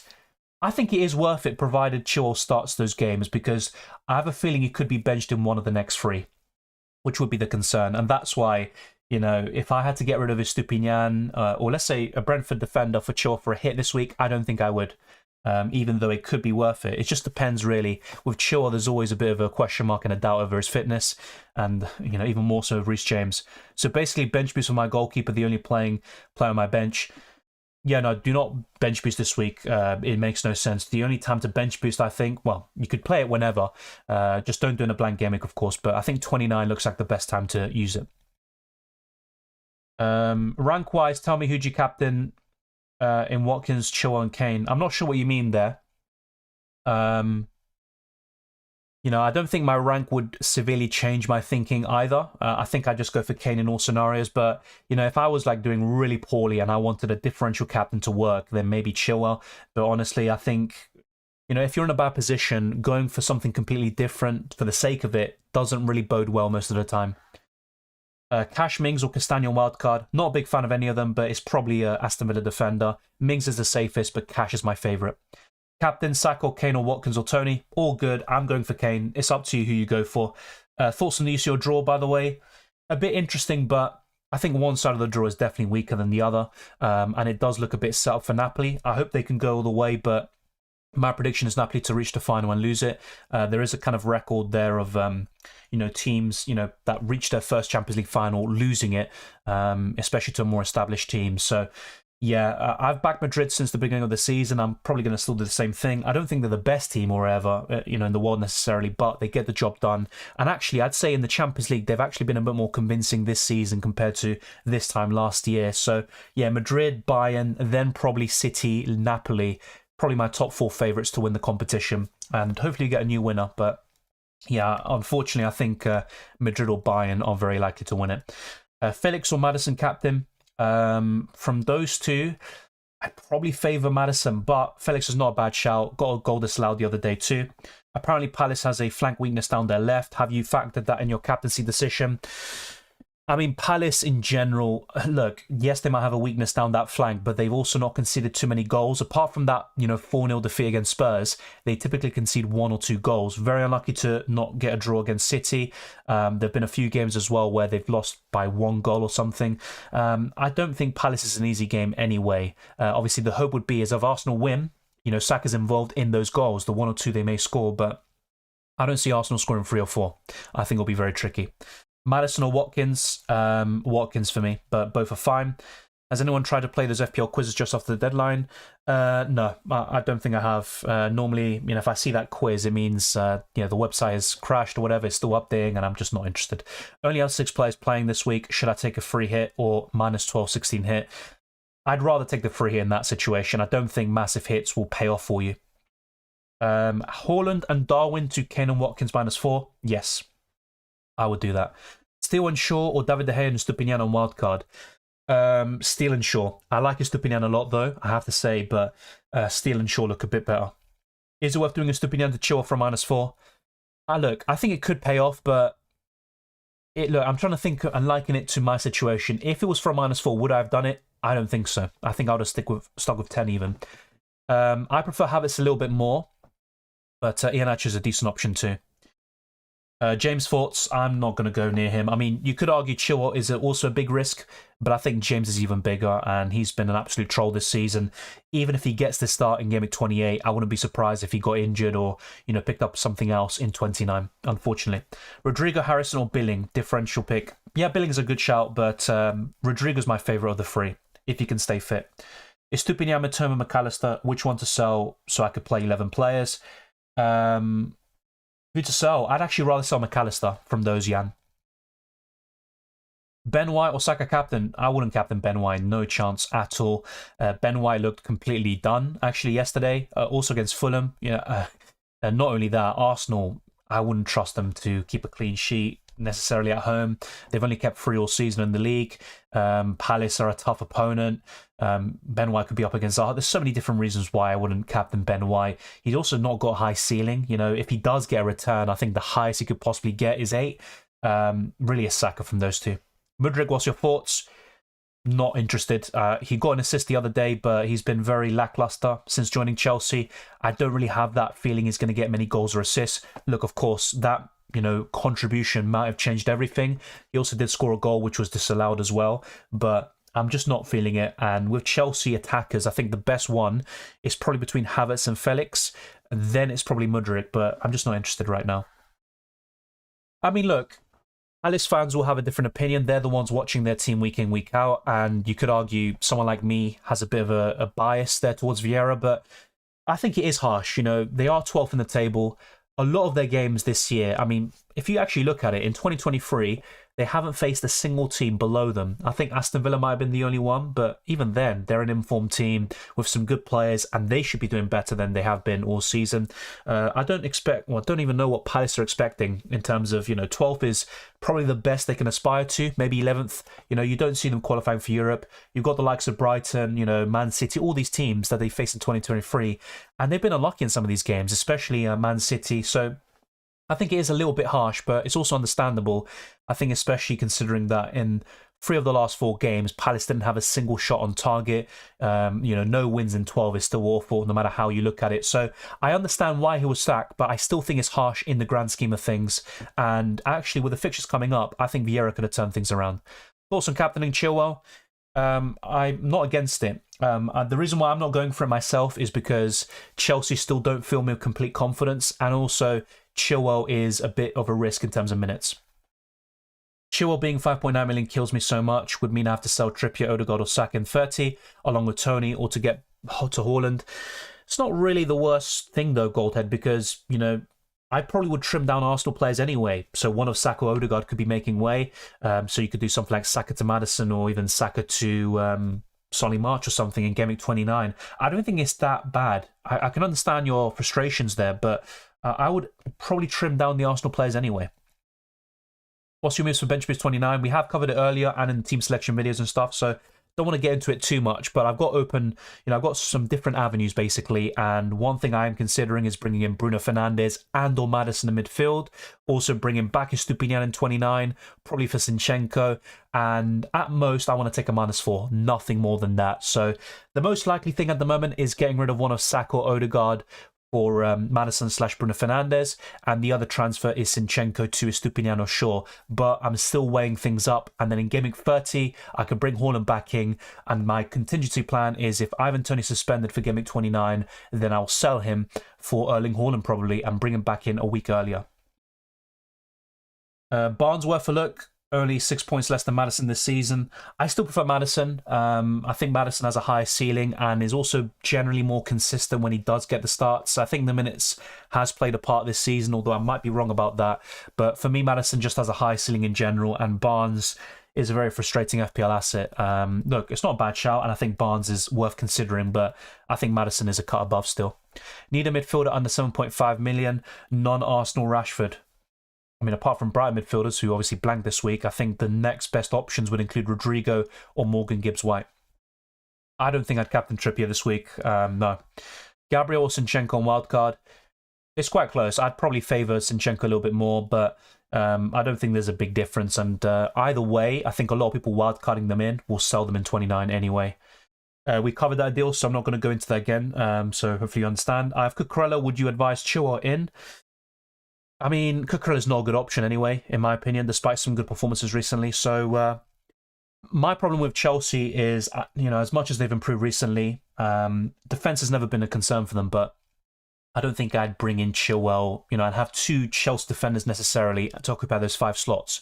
Now, would I have Chilwell and Kepa as a Balague in goal? Yes, that's what I'm doing right now. But I'm a bit unsure about having Cucurella and Chilwell. For me, it's a case of one or the other, and Chilwell's the superior option. So if you can do it for free, I would recommend it. But you also have to think about your 2 free transfers in 29, and you have to think about your other moves as well. Hi mate, Saka, Watkins or Toney? I mean, I've currently gone for Saka vice captain, so I'm guessing that's going to be my my preference. But I'm less sure about Arsenal midfielders in general, especially Saka after this week. What about Son? I like him for 1 week. That's about it. I wouldn't buy him with a normal transfer. Southampton versus the Big Six, most recent games. Yeah, that is true. I'll be honest, look, maybe I'm being a bit harsh. I think they were very fortunate against Arsenal. Maybe a bit of bias is creeping in there, but I think they were very fortunate. Also against United, very fortunate with the red card. Obviously, you can argue one way or the other. It was a red card, whatever, but I think 11 versus 11, I think United win that quite easily. Chelsea, fair enough. Obviously, Chelsea are in poor form, but Southampton beat what's in front of them. 2-0 against City. Look, it's not too bad of a result. And actually, typically, Southampton do well against City. But look, for me, they're not an easy team to play against. I'm actually quite fearing Arsenal playing them in a few weeks' time. But I also think they're a bit fortunate, and the results don't tell the whole story against Arsenal and Man United. I've got 4 players not playing. Should I free hit or save it? I also got wildcard. I'd save it. 4 players not playing, so what? You've got 7 players. Yeah, if you've got most of the key assets, it's not a big deal. Yeah, Watkins captain is fine. I'm not going to go for it myself. I think Bournemouth are decent and could cause some problems, but I see Watkins getting a return. Maybe not 2 or enough for me to really be convinced about the captaincy. Almiron out, Harrison in. Yeah, I mean, a Leeds asset is decent for this week on 29. I'm not a big fan, and ultimately, if you're looking to also optimize Game Week 29, it's not my favourite option, but if you also want someone to cover 28, it's not bad. It's not bad. I can see a red arrow for me this game week. I mean, I think the captaincy could play a big part, so let's wait and see. Planning to keep Haaland and player 10, selling a Stupinian to Chilwell. Is it worth it, Dylan? Yeah, look, that's fine. Playing a 10 is fine. I like Estupinian a lot in the future, especially if he has a double as soon as 30 or 31. So that's fine. Any check predicted points for this game week? We already went through that deal a few times. So if you want, just rewind the chat and you'll see it. I'm not even considering to captain Watkins as Bournemouth parking the bus every game. That is true. That is true. And they were a bit unfortunate to lose against Arsenal too. Now that Toney might get a yellow card suspension, is it better to get Havertz for my wildcard team? I think it's safer, that's for sure. It is safer, but I have to be honest with you, I still would probably take the risk and go Toney myself, but the safer pick is definitely Havertz in that case. Do you think James instead of Chilwell is a good idea? Not in my opinion. I would. Salah's double isn't great in 29, and he also has a bad fixture in 30 on paper. I actually think in Game Week 30 he might even outscore whatever he does in 29, based on the fact that he's at home and Liverpool are stronger at home. Yeah, transfer locked in. Isak is an option, not for me. Newcastle, very, very underwhelming offensively. I would have only considered Almiron for a 1 week punt in 28. That's about it. For me, Newcastle assets are best in defence, and Isak has been probably the best option offensively, but I still wouldn't go for him over Ivan Toney, Harry Kane, Erling Haaland long term, Ollie Watkins, and a few others. Yeah, I think Salah to Madison looks fine. Yeah. Sell Havertz for Kane, taking a -4. Look, as much as I prefer Harry Kane, I don't think it's worth it. Havertz has 3 home games in the next 2. He's got a double in 29. Harry Kane doesn't, so I don't think it's worth a hit. If it was for free, I'd consider it, but for a hit, no. Chilwell or Trippier captain, I'd go for Chilwell. Hey Dylan, how many playing players do you have this week? I've got 11. Is it good to play with 8 or 9 players? I mean, ideally as many players as possible, but 8 is fine. I don't think it's the end of the world. What you also have to think about is the players you have, not just the quantity, but the quality. So if you've got Kane, you've got an Arsenal midfielder, you've got Ben Chilwell, whatever it may be, Ollie Watkins, Tony, I think you're well set up for this week. Who are you targeting for Game Week 29? Estupinian once again, who I just sold. Bruno Fernandes, Salah, Maddison, and Luke Shaw. Those are the kind of key assets. And if Tony's suspended, then Erling Haaland back in too. No chance. Castagna and Leicester are awful defensively. I just can't bring myself to recommend them. Yeah, I mean, you say that though, but Spurs are consistent, or inconsistent, should I say, home and away. And Spurs are also capable of some big results on their travels, like the one against Palace. And Southampton, the other day they were very poor. If they play like that against Spurs, I think Spurs get the better of them, and Son and Kane can have some joy. Kepa Chilwell or Raya Chilwell? Tricky one, but I'd probably go for Kepa Chilwell. Thank you, Kerwin. Good luck to you as well. Why is Kane so high up for captaincy for everyone? Probably because he's the most consistent player other than Haaland this season, and he's facing a team in the relegation zone. Despite what they've done recently, Southampton are still an iffy team, and Spurs have a good record against them. Kane or Isak? It's Kane all day long for me. I'm not sure about Reece James starting or not. My gut feeling is that he does get a start over the next 3 games, or over the next 2 game weeks. I don't think he starts every single game though, and it's difficult to predict when he's going to get these starts or not. But honestly, I wouldn't go for him anyway. Thoughts, says Abraham? Yeah, it looks fine. Only change of defense will be Zinchenko up for Stupinian. I'm looking to do something similar. So naturally, I would say those are good transfer plans. If you have Saka, you could also consider selling him instead of Martinelli for the extra funds, which could also be crucial in bringing back Haaland in 30, or also bringing in Salah or someone else later on. Best Chelsea midfielder? Chelsea midfielder, probably Mudryk, but not a big fan. Chilwell essential? No, he's not essential. Saka of a rest versus Sporting? You say you got a rest, but he still played 60-80 minutes, didn't he? So it's not. I wouldn't count it as a rest. It's not as bad as Martinelli and stuff like that, but no. If anything, Odegaard's the one who got the biggest rest, coming on in extra time. Yeah, I think he's the one who got the best rests yesterday. I still prefer Kane, I think. Best team for Game Week 29 bench boost if you had unlimited transfers. Check out my wildcard video. It's all covered there. That wildcard team is built and optimized for the bench boost in 29. Harrison or Buendia? I'd say Harrison is my preference overall. Buendia has the better fixture and probably the highest ceiling in 28, but Harrison for me. Havertz or Watkins? I prefer Watkins. Saint-Maximin or an extra defender? Probably an extra defender. Welcome, Juantao. Yeah, my team's probably locked in. It's been locked in for the whole day. The only thing that could change, I think, is the captaincy and vice-captaincy. But even then, I don't want to change it or change things too much. Best Man City defender? I'm not a big fan, but right now, probably John Stones or Ruben Dias. I think they're the most nailed. And in the case of John Stones, especially in UCL Fantasy, as you'll come to see very soon, very good in terms of those extra points for bonus in FPL or ball recoveries in UCL Fantasy. So John Stones would be my favourite, actually. My team is so poor for this game week. I don't think it's that bad. I mean, you say it's poor. Apart from Mikalenko, I think the rest have a good chance of hauling. Yeah, I don't really see what you mean there, Wasting. I think you should get a green arrow there, actually. This game week is boring when it comes to transfers. Yeah, look, I'll be honest, that's why sometimes when you see your fantasy, it's a bit more refreshing seeing different teams, different transfer plans, and more options in general. But yeah, look, I think maybe in FPL we just have a limited pool, and maybe content creation and stuff does play a huge part in how people think overall. So yeah, it might be a bit boring sometimes. I can understand that. Is Estupinian unlikely to play in Game Week 29? So we have covered this before. In my opinion, there is a chance he will be benched, but I don't think he will. I think Brian could easily communicate with Ecuador and say, look, it's a friendly. You're playing against quite a low-ranked team anyway. There's no need to. I think the main concern potentially is the fact that Ecuador have a new manager. By the way, if you don't know him, he was the manager of Qatar during the World Cup. He's a Spaniard. I think his name is Felix. So I think he might want to just play his best team and try to figure out his best 11 now because it's his first few games on the job. But honestly, there's no real reason to play Stupinian and play him 90 and for him to run the risk of missing the first game for Brighton when Brighton have some big aspirations this season. They could qualify for Europe, whether it's the Conference League or Europa League. But in my personal opinion, I think Stupinian will be fine for both games.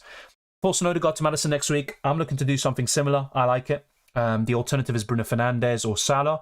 But I think from those 7 million or 8 million midfielders and below, I think Maddison is one of the better ones. So I like it.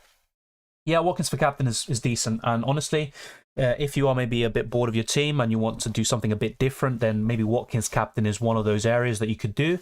Honestly, look, I always say this, and it might seem simple, but sometimes people do ignore this.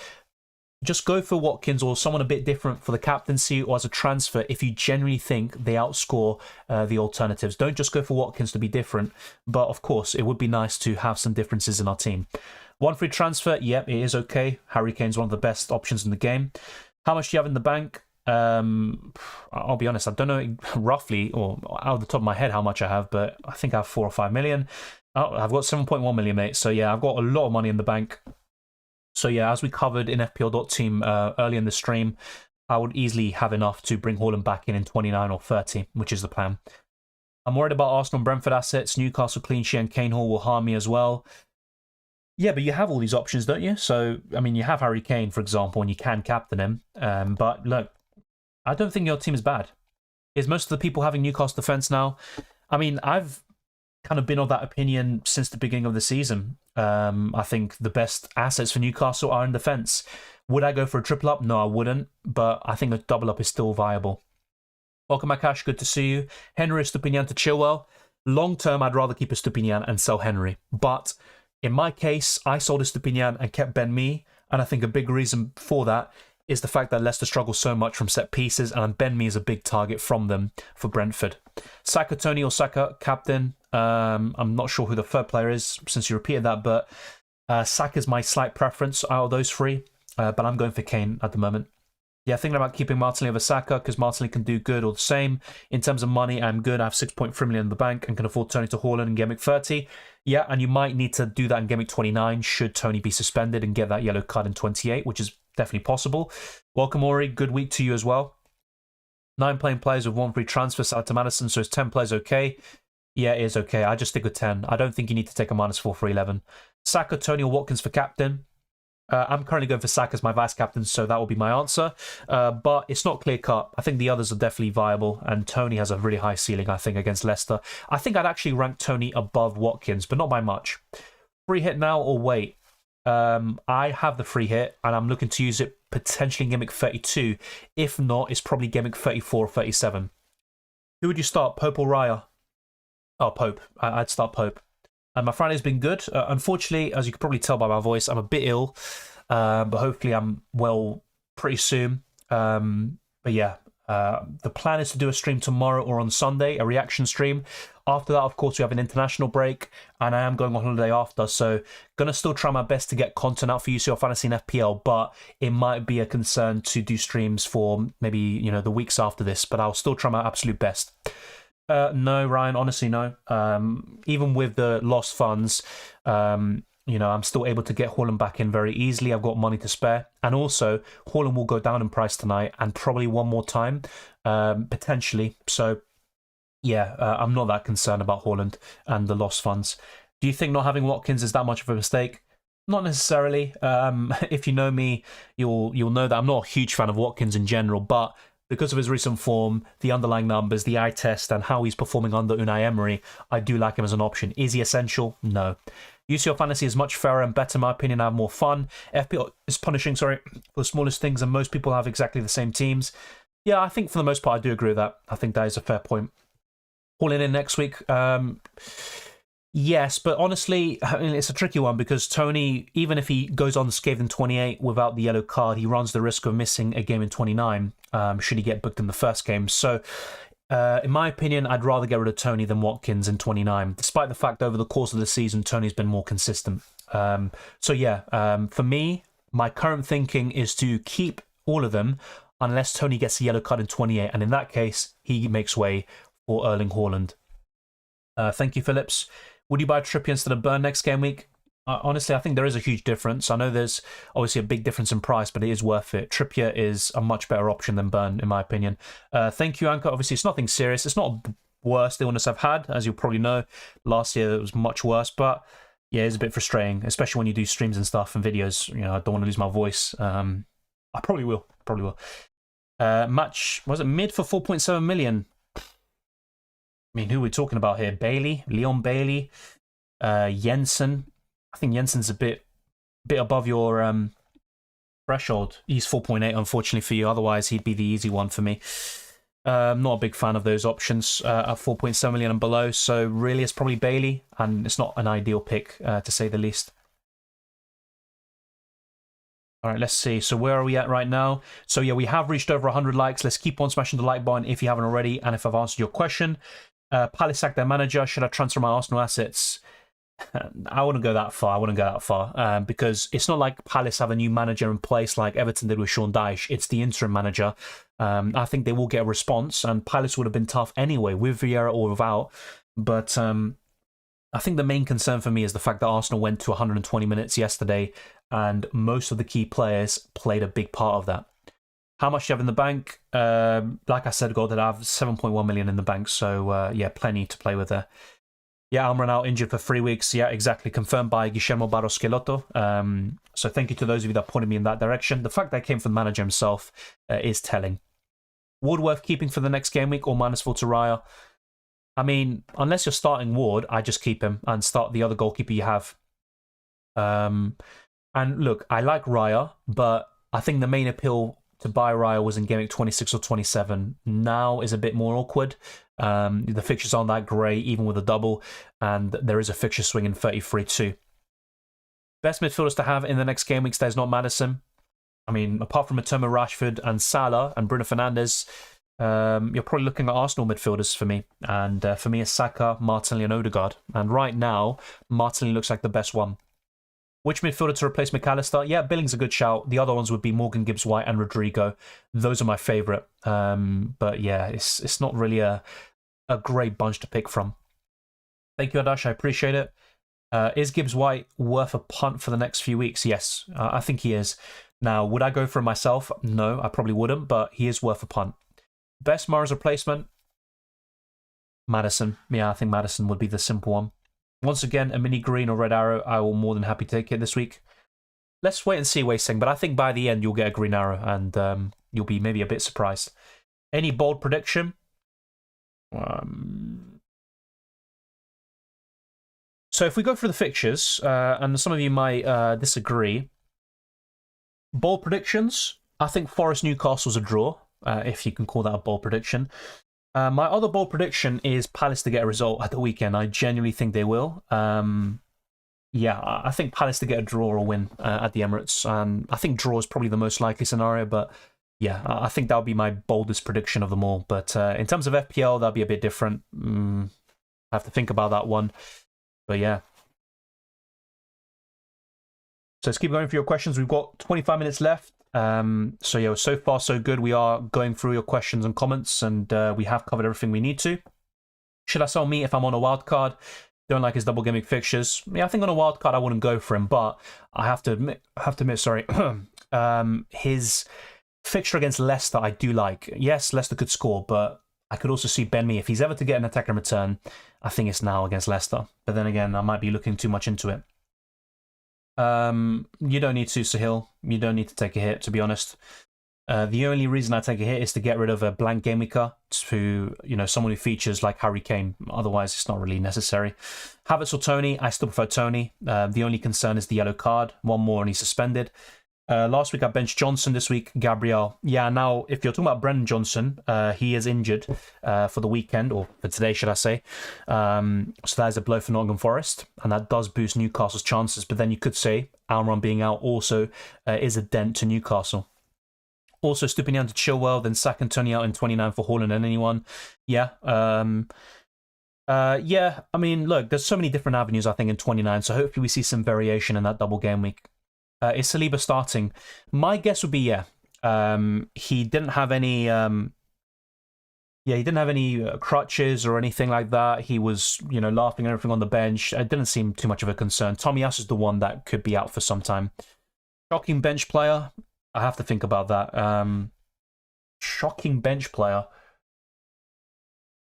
Maybe Heung-min Son, if you can call that a shock. And then coming off the bench, he does well. I could see that happening. Why Kepa Varaya? I think Kepa's fixture's better. Despite Leicester's struggles, they still have a decent offense, and they've been a bit unfortunate not to score in certain games. So, yeah, for me, it's just purely based on predictions. I think Chelsea will win 1 or 2-0. With Brentford, I could see them winning 2 or 3-1, but I think Leicester will score. Let's wait and see. Nottingham Forest have to score to save my life. Yeah, that. I mean, I don't know. I think your team is still in good stead. I don't think... Look, Son for 1 week, yeah, he looks decent, but I don't think it's a good option overall. I mean, the whole season is telling. Prime Henry versus Prime Bale. I mean, that shouldn't be a question. As Bale was a great player in his prime, but there's no contest. Finally finished work. Missed any news? Almiron's out for the next 3 weeks. Apart from that, there's not really any other news to cover. That's something that's happened today. Sell Haaland or roll to get 2 free transfers. I'd sell Haaland, especially if it's to Kane or Watkins. But yeah, if you've got those 2 already somehow, then yeah, I'd probably hold. Yes, Saliba did pick up an injury, but like I said, it shouldn't be a big issue. If he does miss the game against Palace, it's probably precautionary, and he should be back after the international break. That is my hope anyway. Is a -12 wise? No, it definitely isn't in a blank game week. You probably get a significant red arrow, in my opinion. Very unlikely that you'll get a good outcome this week. Maddison to Salah? Well, I'm guessing it's the other way around. Yeah, I think that's a good transfer. Best Almiron replacement? I mean, apart from Arsenal midfielders, is probably Maddison, which is going to be the boring answer. Thoughts on Kante return? Well, he's going to be in the squad, but I think it'll take a bit of time for him to be assimilated. There's no need to rush him, especially with the Champions League coming up, a crucial game against Madrid, where Madrid will be favourites and Kante will be needed. I think Chelsea... Kante will be absolutely needed if Chelsea have any chance of going through. Captaining Martinelli. I mean, he's been the best Arsenal midfielder in recent weeks, but my main concern is Palace, I think, could be a tough cookie to crack with or without Vieira. And I think the managerial bounce could be enough, even though it's not a permanent manager. Is it confirmed that Ward will be benched? No, I don't think it's confirmed, but a few people who tend to have inside information have talked about Iverson starting. No, I think Trossard, Martinelli and Saka start. I think Jesus will get some minutes off the bench, especially if Arsenal are trailing, and he will get his first starts after the international break. Also remember, so if you look at yesterday, Jesus came off at half-time. Now, a reason for that is because they weren't then able to sub him out around 60 minutes because of substitution windows and stuff like that. But yeah, I think the plan was always to give him 45, 60 minutes yesterday, bench him at the weekend. I think that will be the case. Yeah, Almiron is out, it looks like, for the next 3 weeks with an injury they sustained in training. Once again, Heung-min Son, he's been awful all season. I think for 1 week he's fine. On a free hit, I'd consider him. I wouldn't buy him with a normal transfer. Kante versus Modric. Yeah, I mean, for me, Modric is a far superior player, but they're different players and different styles, so it's difficult to compare. It would be a great battle to see, and also maybe a bit unfair because Kante's been injured for so long. Best captain pick. I think there's a lot this week. Harry Kane, Tony, Watkins, Chilwell, Saka, Martinelli, etc., even Odegaard. But for me, Harry Kane has been the one I've been talking about all week, and that's what I'm sticking with. Yeah, I'd say so, but are they both going to start, the next 3 games? I'm not so sure, especially in James's case. I don't think that will be the case. Yeah, I think so. I mean, I would have started Tierney anyway. I said this before the game even started. Tierney's been a bit harshly treated, in my opinion. And Zinchenko played poorly yesterday. But he's so important to how Arsenal play, and I think he'll start again. No, I don't think he plays exactly like Fabregas. I think he's got some similarities, but no. I think also Fabregas was probably a far better technical player. But look, Enzo's young, he can still develop, but Fabregas at Enzo's age was already one of the best players in the world, in my opinion. Should I use the free hit today? Honestly, I don't know. I don't know what your team situation is like, but for most people, I do encourage you to save it for later in the season. I don't think so. I don't think Border's a good shout, because he's only been playing recently because Emerson Real's been injured. I think once he comes back in, I think there'll be rotation. And Emerson Real has been the better one recently. I'm going Croatia for a stag. Should I buy Modric or Gavardiol shirt? I'd go for Modric. He's the more iconic player. So, yeah, enjoy that. Enjoy it. Croatia's a beautiful place. I'll probably go at one point as well. No, I've taken no hits. Both transfers were for free. So, yeah. Once again, Sanchez, I honestly can't tell you. I don't know your team, so if I say yes or no, it could be the wrong thing because I don't know your team. Anything about Saliba? Not necessarily. He's got a muscular problem, but I don't think it's serious, personally. Captain who? From those you mentioned, I think I'd be inclined to go for Saka or Odegaard, but look, they're all good options. And look, I did say I have a feeling that Palace will get a result, but I could still see Arsenal scoring. So it could be like a 1-1, 2-2. It's a tricky one. You could argue Tony and Watkins have the highest ceiling of them. I think Trippier is the one that'd be at the lowest end of that pecking order for captaincy. It's a really tough debate this week. I don't think there's a standout. So, look, I'm probably going to stick with my original kind of prediction, so Saka, but I think there are some other good shouts in there too. Odegaard to Maddison. I wouldn't do it this week. I think I'd do it next week. Botman or me on wildcard? Botman. Where's the compare feature on FPL now? The compare feature? I'm not sure. March, Matoma, McAllister, who to sell? McAllister. Look, Gameweek 27, they were all neck and neck, so it goes to show you that there's not much to separate them, but McAllister's my least favourite of the three, and he's still a good option. Pros and cons of Kane, Tony captaincy. Pros of Harry Kane, most consistent player besides Haaland this season. Great record against Southampton. Southampton played very poorly the other day, and Spurs, whilst they have been pretty poor in the last few weeks, they still show a bit of attacking prowess at times, like the game against Nottingham Forest. Also, both of them are penalties. That's obviously a big pro for both of them. I think the cons behind Harry Kane is the fact that they're away to Southampton, and as I think Abraham pointed out earlier, Southampton have got some good results against the top six this season, albeit maybe some of them were a bit fortuitous, but still, they've got the results nonetheless. As for Ivan Toney, I think he faces an even worse defence, you could say, in Leicester, and he's at home. Great penalty taker. And also Tony, I think the underlying numbers have been consistent all season, and I think he won't be that popular as a captaincy option. I think a big pro for him is the fact that his effective ownership will be lower than the likes of Harry Kane. So, yeah, I do like that.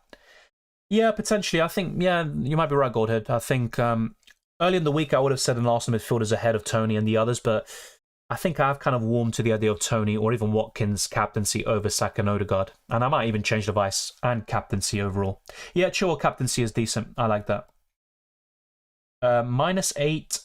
Did I just see -8 for free Blank Gameweek players? I wouldn't take big hits this week if you can.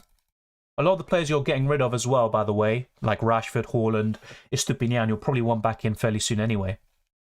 But look, I definitely wouldn't go overboard and go for a -12. I think -8 is the absolute limit. Emerson Real picked up an injury against AC Milan a few weeks ago, but should come back fairly soon. Potentially. I think James Ward-Prowse was pretty poor against Brentford the other day, but yeah, he is the most likely to score for them. Welcome, Chelsea Blues. Raya or Ward on the wild card? Raya. Could you tell me who to make captain? I mean, it's up to you, mate. I'm currently going for Kane. I think Son could be a mega differential, but he just hasn't shown enough this season for me to put the armband on him. It would be a huge gamble. Yeah, welcome, Connor. I'm doing well. What about you? Should I do a -4 for starting 10 or -8 for starting 11? Overall good quality for this game week. Any differential mids to recommend? I mean, Maddison's not the biggest differential in the world, but I think other differential midfielders to consider this week are Heung-min Son, I would also put a few others like Jensen, who I think could haul this week. And then you've got Rodrigo, Harrison, Morgan Gibbs-White, and also Billing, who's been in great form recently. Who would be my favourite from all of those I mentioned for this week only? It'd be Heung-min Son, but I'm still not a big fan of him. Chilwell or me for free hit. I'm in the round of 2048 in the overall cup. Good luck. I'd go for Chilwell. I think he's got a higher ceiling this week. March to Almiron or Stupinian to Chilwell. I had the same. Chelsea views, don't go for Almiron. He's going to be injured for the next 3 weeks, according to the Paraguay manager. We covered this earlier in this stream. So, yeah, don't go for Almiron. I think Stupinian to Chilwell is the better move anyway for most people, although that can't be said for everyone. Hey, Dylan, should I sell March for Maddison from -4 as I have only 10 players? When I look at it, I probably would keep March and avoid the -4. I like Maddison, but I don't think he necessarily outscores March by 4 points or more over the next 2 game weeks, in my opinion. I did a -20 by mistake in the early stages. Forgot to hit the wildcard button.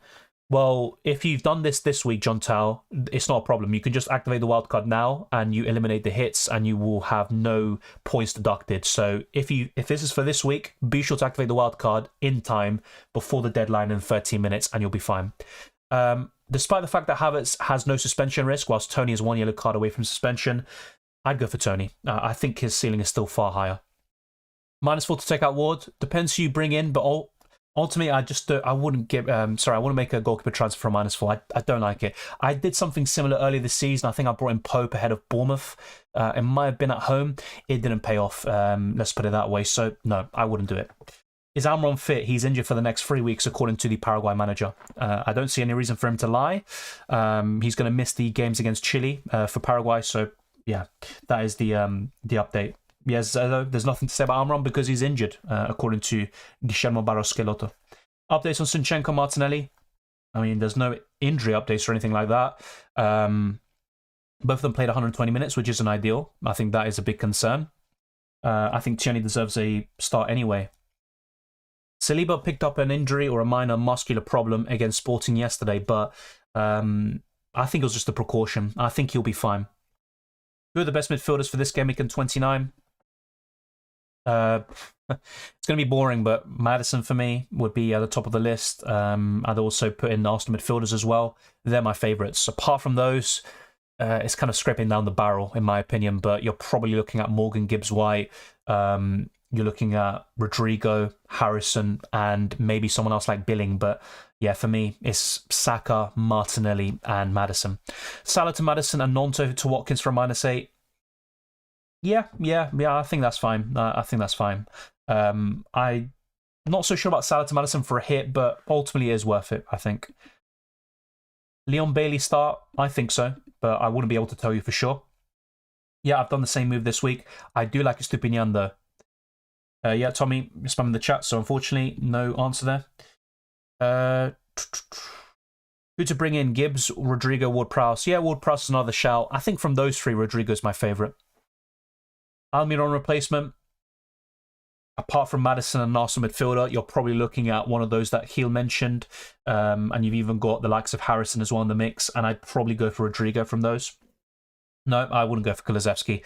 The only Spurs players I would have in my permanent team is Harry Kane, of course, and then you're looking at Davis, maybe Forst as a backup goalkeeper. I just wouldn't go for I don't think I'd go for any other Spurs attacker right now. I'm not sure if Emerson's playing, but he should be back fairly soon in the squad and in contention. Yeah, I mean, yeah, it's a bit different, at least some different games, you could argue, with Man City buying. I know we had that at one stage in the group stages a few years ago, I think 2014 or something, but yeah, look, for me, I still think Madrid or Bayern will win it. And then you're probably saying Man City and Napoli are kind of the favourites afterwards. In my opinion, Napoli will reach the final but lose it. And yeah, I'll stick with my prediction from the beginning of the season. I think Madrid will win the Champions League again, with Bayern Munich being the second favourites too. If it's Saliba out, it'll be Holding replacing him like yesterday, which would be a huge concern up against Zaha. Perhaps even take out Zinchenko instead of Henry for Chilwell. Yeah, I think that's a fair shout. There's no guarantee that Zinchenko starts. I think he will, but he was awful yesterday, in my opinion, and he also played the whole 120 minutes. Yep, I still have the bench boost. I'm looking to use in Game Week 29. So, yeah, that is the plan. That was the plan a few weeks ago, and it still remains the plan after wildcarding. Bailey or Longstaff, it'd be Bailey. Felix or Watkins, it's Watkins. Benfica versus Napoli. I like Benfica. I think they're a good team, but for me, Napoli are better. I think Napoli are probably the best team in the world right now, or top three. It's difficult to measure because Serie A is also a weaker league compared to the Premier League, but they're doing well in Champions League, and apart from Liverpool away, they've dealt with every single kind of test they've had. No, I don't think so. The only news we've covered really that was kind of breaking was Almiron being injured for the next 3 weeks. That's pretty much it. Apologies, by the way, but yeah, literally, that's what illness can do to you. Tony or Saka for captain?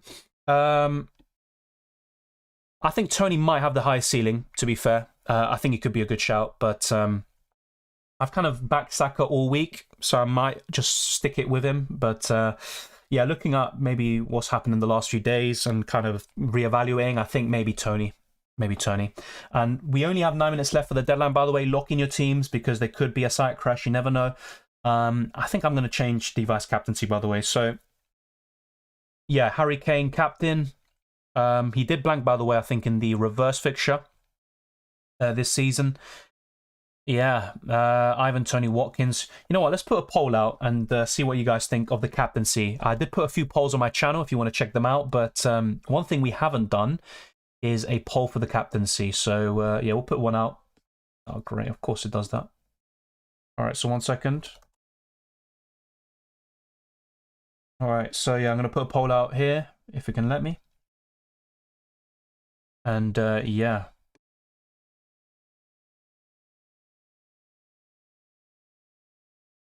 All right, so yeah, just 8 minutes left for the deadline. So yeah, be sure to lock in your teams. I'm going to now put this poll out. Okay, now finally I can log in. Here we go. All right, so. All right, let's put this poll out. And be sure to put in any more questions or comments that you want answered because this is crunch time and that is it. So who will your captain be? Keep it simple. So let's go for Kane, Saka. We'll go for Tony and maybe we'll go for Watkins. Yeah, unfortunately I can't put 5 options. Then I'd probably put another kind of maybe a Chilwell or something. So yeah, who will your captain be? Kane, Saka, Tony, Watkins. I think that pretty much should be the top 4 captaincy options this week. So there you go. Yeah, once again, there's a few people mentioning Almiron in the chat. He's out for the next 3 weeks, according to Guillermo Barros Schelotto, who is the Paraguay manager. So he'll miss the game against Chile, and as a consequence, he's out for today as well. Me or Estupinian? I think Estupinian long term. Pope or Ward for Game Week 29? Pope. Yeah, Pope. I mean, I don't like Ward, and he might even lose his place this week. So, welcome, Ahmed. I'm doing well. What about you? Hey, Dylan, Game Week 29 plans for people who don't have enough in the bank for Fernandes over Saka.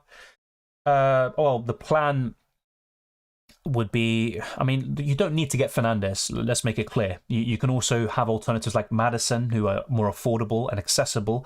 But you also might consider something else. You know, you could make a downgrade elsewhere if you really want Bruno Fernandes in. One thing I have been discussing in my own team selection is if I really want Salah, for example, I can get rid of Saka instead and keep Odegaard, who's cheaper. Kane, Saka, and Watkins all blanked in reverse fixtures, only Tony scored. Yeah, that is true. But it's not always the case where if you blank in a certain game, you will blank in the second one. But it's also nice to know that sort of thing. And I do sometimes check it.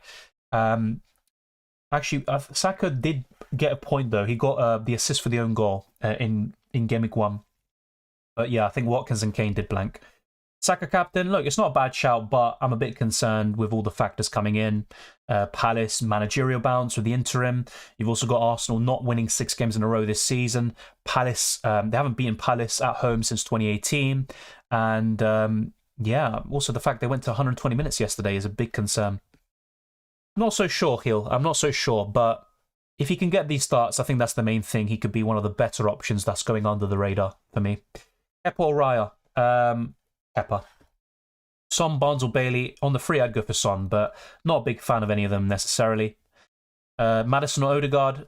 I think probably Maddison simply because of the double in 29 and better fixtures, but I think Odegaard's just a more consistent player, more reliable, always available. With Maddison, you can't say the same thing.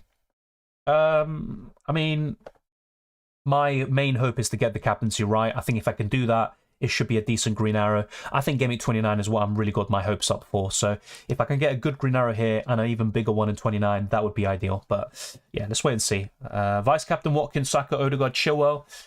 I'm currently going for Saka, but I have to admit, I'm kind of deviating away a little bit. As you can see, even in this poll, I mean, wow, Harry Kane is winning by a landslide. And you've also got Watkins, Tony and Saka, all identical. Saka's now taken the lead, you could say, in second place. But yeah, it's not that clear cut. I think maybe a week ago, most people would have said Saka, at least over the others, Watkins and Tony. Salah to Maddison for a -8. I'm not so sure if I'd take a hit for that, Singh. I think I'd pass. Want to get Maddison, but mini league rival owns Odegaard. Now I've got to get Odegaard. I mean, I'm guessing you're ahead and you want to kind of block their move, but play your own game. There's a reason why, if you are ahead of him, the reason why you're ahead of him is because you had different players in the first place. So go for who you think scores the most points. So James will Prowse or Rodrigo, since Rodrigo's minutes are a worry. I still prefer Rodrigo if he can get, stay fit, get nailed on as he has been, whenever he has been fit. So, yeah, I'd still prefer Rodrigo a little bit more, I think, with the fixtures in mind too. Bailey or Longstaff? Bailey. Should I sell Emerson for a -4 because I have 10 players? You don't need to. 10 players is fine. -4 for Chilwell in and Pinnock out. I don't think I'd do it. If it was a blank Gameweek player for Chilwell for a hit, then yes. But a Brentford defender, I'm not so sure. Not this week. Most likely to get a clean sheet? I think Chelsea. That's why I got in Chilwell. Zinchenko or Chilwell captain? I would not captain an Arsenal defender. The same goes for Zinchenko, so Chilwell's the answer. Badiashile to Zinchenko or Botman? I think Botman's the better one. Double B is Stupinian to Chilwell, which is what I've done ultimately. But I'll be honest, I think all of those moves are, viable. Yeah, I hope so. I hope Arsenal smash Palace, but, the thing is with Arsenal, in Europa League and all the cups this season, they've been very lackluster. I don't think they've performed well once in any of those competitions. Despite topping the group in the Europa League, I still wasn't convinced about their performances. The Premier League's a different kettle of fish, but still, going out in this way, going to extra time and penalties in your home stadium, it could be a bit demoralising, but for me, the main concern is physically going to 120 minutes. Yeah, easy rebound for Arsenal? I wouldn't say so. Palace have been a thorn in Arsenal's side for many years now. Thank you, Dor. I appreciate that very much. Yeah, but even if Emerson isn't playing, is it worth taking a hit for him? I'm just not so sure. Because with defenders, it's very unlikely most of the time for a hit to pay off. Now, look, it can be a good, worthwhile hit in the long term, but still, it's all about timing. You could also do that for free next week for a double Gameweek defender. Look, it's not a bad shout, I guess, but I'm just always a bit hesitant when it comes to hits for defenders and goalkeepers. Havertz as Watkins, for me, Watkins, and Chilwell for Estupinian. I've done that, but I like Estupinian, so despite selling him, I still like the Ecuadorian from a fantasy perspective, so it kind of goes both ways. I would do it, Chilwell in for Estupinian, but you can always bring him back in 29. I mean, to be honest, that defender has been quite awful whenever I've seen him. Pretty poor against Arsenal. Shocker against Liverpool, scoring 2 own goals. And he's always been a bit shaky. I mean, then again, if he's starting, you have to kind of fear the worst for Leicester, whoever comes in that position. Yeah, Leicester just awful defensively. Tony captain, yeah. Hopefully it goes out well for you. Billing or Odegaard? Odegaard still for me. I will not captain the defender, especially Rico Henry. I mean, look, might not be the worst shout in the world, but I don't think I'd captain him. Badiashile to Chile, yeah, I'd do it. 120 plus minutes, plus new manager bounce. Look, Arsenal still are the best team in the league so far, and they should still get the job done, no matter what the circumstances are. But what you just mentioned makes it more difficult, that's for sure. Thoughts on the wild card, even though I could get 10 with -10, with -4, with no Kane and 13 doublers and 29. In that case, I think you could save the wild card for maybe 30 or 33. Zinchenko Martinelli for this week only. I'd rather have Martinelli this week. I think Palace could score, but I don't see Palace keeping Arsenal out, although you never know. But I'd favour Martinelli over Zinchenko. Isn't that or selling Brighton players or Rashford, which both of them are a big no as they have double game week? Yeah, but you also have to think about the blank now, and there's a few other things to weigh up too. And yeah, look, I don't think it's that clear cut. I can understand what you're saying, but it's not like Brighton assets are must-haves necessarily. I'm not so sure, but I think Chelsea score a goal or two, so I'd say 1 or 2 points for Tarkowski. Saka will score all the goals, and Odegaard went to the stadium for chilling. Yeah, why not both of them hauling? That'd be ideal and a big win. I have Dyer and Davis. Hopefully Spurs keep a clean sheet. Hopefully they don't, but they have a chance, I think. Yeah. Welcome, Junior Skimmer. Good luck. Yep, locked in. And yeah, this has gone by very quickly the last 2 hours. If I'm having Trossard, I'll 100% captain him. Yeah, he had some good chances yesterday, by the way. He should have scored. Through one-on-one base, I think it was after a back pass by Sporting. Adan had the game of his life, unfortunately, yesterday and saved it onto the post, but Trossard really should have buried that. Yeah, we are locked. -8, Haaland, Salah, Darwin to Kane, Watkins, Madison. Yeah, I think that looks pretty good. I would have done it. Best options apart from Watkins. Up front, for me, Ivan Toney and Harry Kane. Very simple. And if you are looking for other kind of similar priced forwards, you're looking at Havertz, Felix, Iheanacho, but yeah, for me, Toney would be the best one around a similar price. Wildcard team says Shepherd. Yeah, Son looks good for Gimmick 28, but Bowen, I just don't like Bowen as an FPL option this season. He's been very, very inconsistent. Most of your team looks great, but Ayling, I think that's a major red flag. Castagna as well. So I think your defense might actually be your weakest part of your team, in my opinion. But look, your midfield and forward line looks good. That's for sure. Can anyone stop Man United in Europa?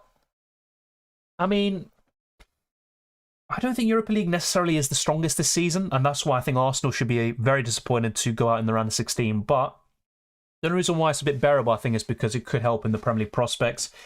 I think Juventus, maybe.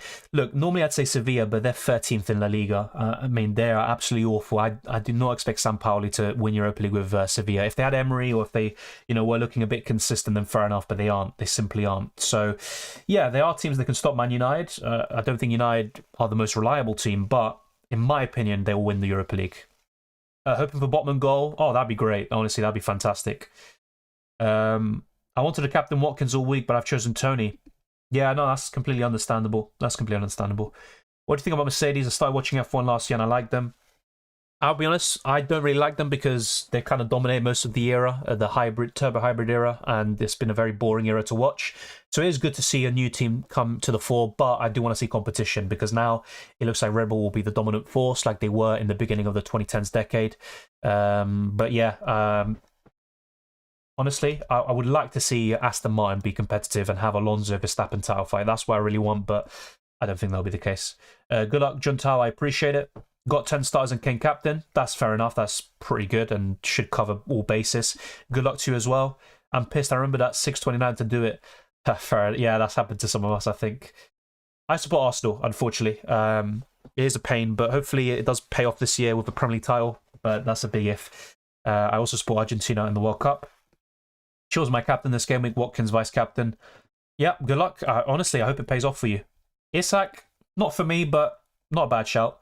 Best of luck, Dylan and guys. Let's have a good goal-scoring game week. Yes, hopefully. Hopefully goals, points, fun, enjoyment. It's a lot to ask for. If Arsenal lose out to City in the Prem and win no trophies, will you consider this 16? No, I wouldn't consider it a success. So actually, look, if Arsenal don't win anything, I wouldn't say it's a failure, but it would be a huge disappointment. I think Arsenal deserve a title this season. And honestly, when I look at it on the face of things, like I said, no good performances in the FA Cup, Carabao or Europa League, but they have been consistent all year round in the Premier League. So I think they deserve the Premier League title, but you have to get it done now in the last 11 games. So no, I don't think it's a successful season. Yeah, there is FA Cup 2 this week, but honestly, not that bothered. When Arsenal aren't in it, I'm not bothered by FA Cup. The same goes for any competition, but yeah, I have a soft spot for the competition in general, based on Arsenal's successes in that competition, but yeah, when they're not in it, I'm not interested. What happens to my captain and vice-captain if both are not playing? Then you get no captaincy points. It's as simple as that. Yeah, so sorry, Tyrone. You might be in a bit of a pickle there. I captain Watkins 2 minutes to deadline from Kane. I'm scared. Well, hopefully it pays off. Honestly, I would not mind if Kane blanked this week. Even though it would be at the detriment of my FPL points, I don't mind. Forgot to do my transfers. Didn't know there was a Friday game. Not even sure who my captain is. Yeah, wow, Harry. Normally you're kind of bang on it, but look, it's understandable. And, I always check early, to plan in advance when the next stream is going to be and stuff. But if it wasn't for that, I probably would have picked the same as you. I would have been like, oh, if there's a deadline today, I don't know. Is Feyenoord a very strong team? I mean, they're top of the Dutch league and they won 7-1 yesterday. They're a decent team, but they do still have some weaknesses. And yeah, they might be a kind of dark horse for the Europa League, but I wouldn't back them to win it. Like I said, I think United will. Good luck, Cannon Fodder. Hopefully Watkins could do it. He was my transfer in as well. Unfortunately, everyone and their dog has Watkins, it seems. But yeah, hopefully he does well. Still not that high ownership overall. Dylan, who would you keep out of Saka, Odegaard and Gabriel for Game Week 29 versus Leeds? It's probably an Arsenal midfielder. And for some reason, I mean, you're asking me right now, I could change my mind. I think I'd rather keep Odegaard, but honestly, it's a kind of a coin toss between those two. I'll be honest, I'm never happy with any elimination. I think long term, if Arsenal go on to win the league and you look back on it and think, wow, you know what, it was good that Arsenal lost in the Europa League, then yeah, maybe, I won't mind. But still, Arsenal's just, it's kind of a difficult one because they're slowly growing back into a competitive team and being serious. But Arsenal should be competing on 2 or 3 fronts, and the Europa League is winnable. I think it's very winnable. Yes, Sporting are a decent team, but Arsenal should still be beating them, and they had the chances to do it in both legs. Sevilla, who are normally amazing in Europa League, they've got a poor manager. They're 13th in the league. They're not consistent. Man United are beatable. You've got a few others as well. So honestly, it's an opportunity missed in my opinion. And also Arsenal, they're not good in Europe. It's as simple as that. I think Arsenal have a real long-term issue of not being good in European competitions, and they need to change that. Could be your third striker if you have Kane and Tony. Apart from Watkins, is probably Havertz or Iheanacho. And I'd probably favour Havertz a little bit more, but I'm not a big fan of him. Premier League names, numbers, logos redesigned for 23-24 season. I actually wasn't aware. Trippier should get a red card this game week. Hopefully not.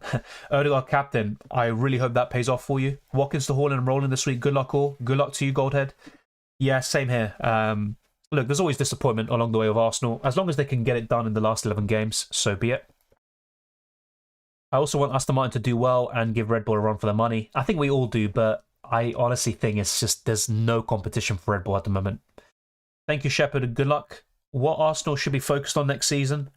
I mean, the league is always... Look, for me, the league takes the most skill to win. It's the most difficult to win, but I want Arsenal to compete on multiple fronts, so I don't really want to see this kind of choosing one competition over the other. However, having said all that, the Carabao would be the lowest of the priorities, of course, but silverware, silverware. You still want to win. If you're competing in something, you want to win and not drop anything. So I think the next step, if Arsenal can win the league this year, which would be amazing, the next step would be to compete on multiple fronts next season.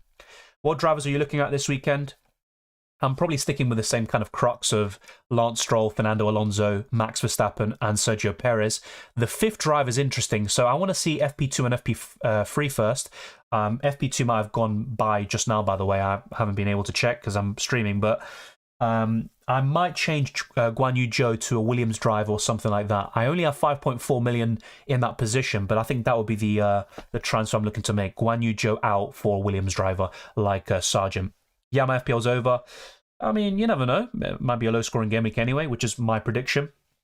UCL draw, it's a bit interesting, some new matchups, but it does look really well set up for the likes of Napoli to reach a final. And ultimately, my prediction is for Napoli to reach the final and potentially lose it. I hope they don't, but yeah. Do you think many people miss the deadline? I wouldn't say many, but I think maybe more than usual. Yeah.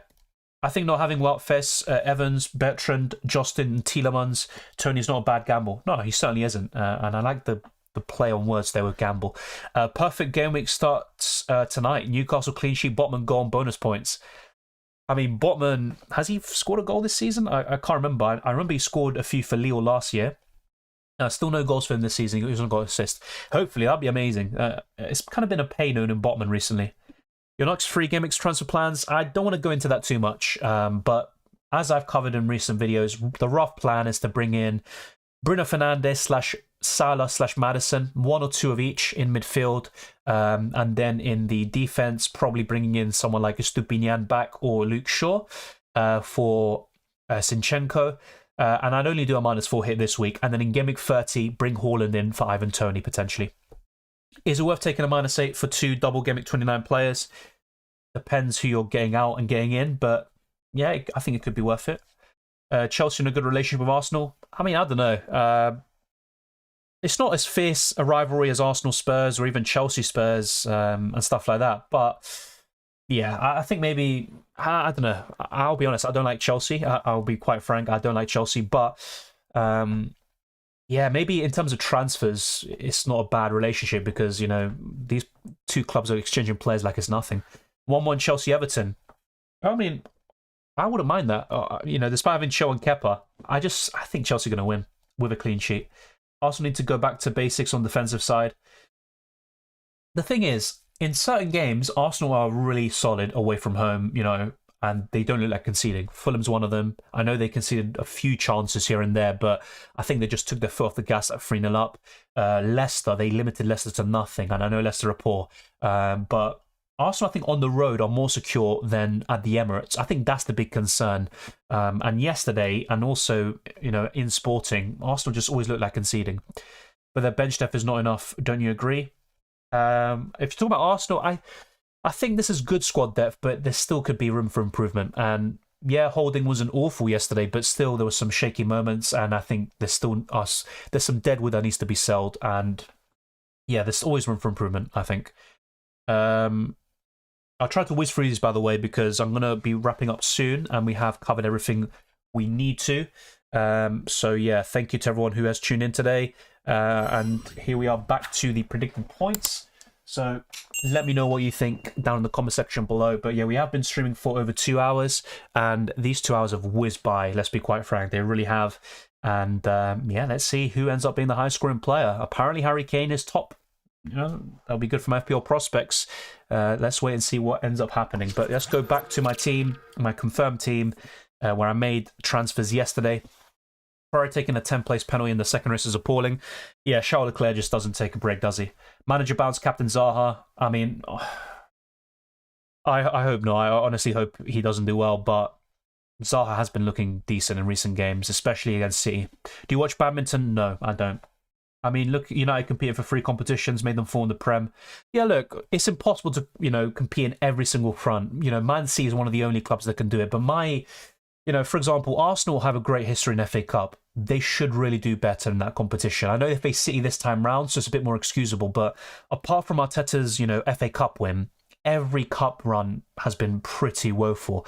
I know they reached a semi-final in Europa League not so long ago, but I think Arsenal should be doing better in Europa League and also in the FA Cup, that's for sure. You reckon Seb would have stayed if he knew what was coming for Aston Martin? Probably so, yeah, because it would have been a better way to end his career. I had a feeling Aston Martin could be decent. Not this good. I'm not going to take credit for that. I'm not a mind reader or anything or a psychic, but I thought Aston Martin would be better than last season for sure, and maybe a decent kind of midfield team. At the moment, it looks like they're the second or third best team. So, yeah, it's a shame. You know what I'd love to see? Seb and Alonso in the same team.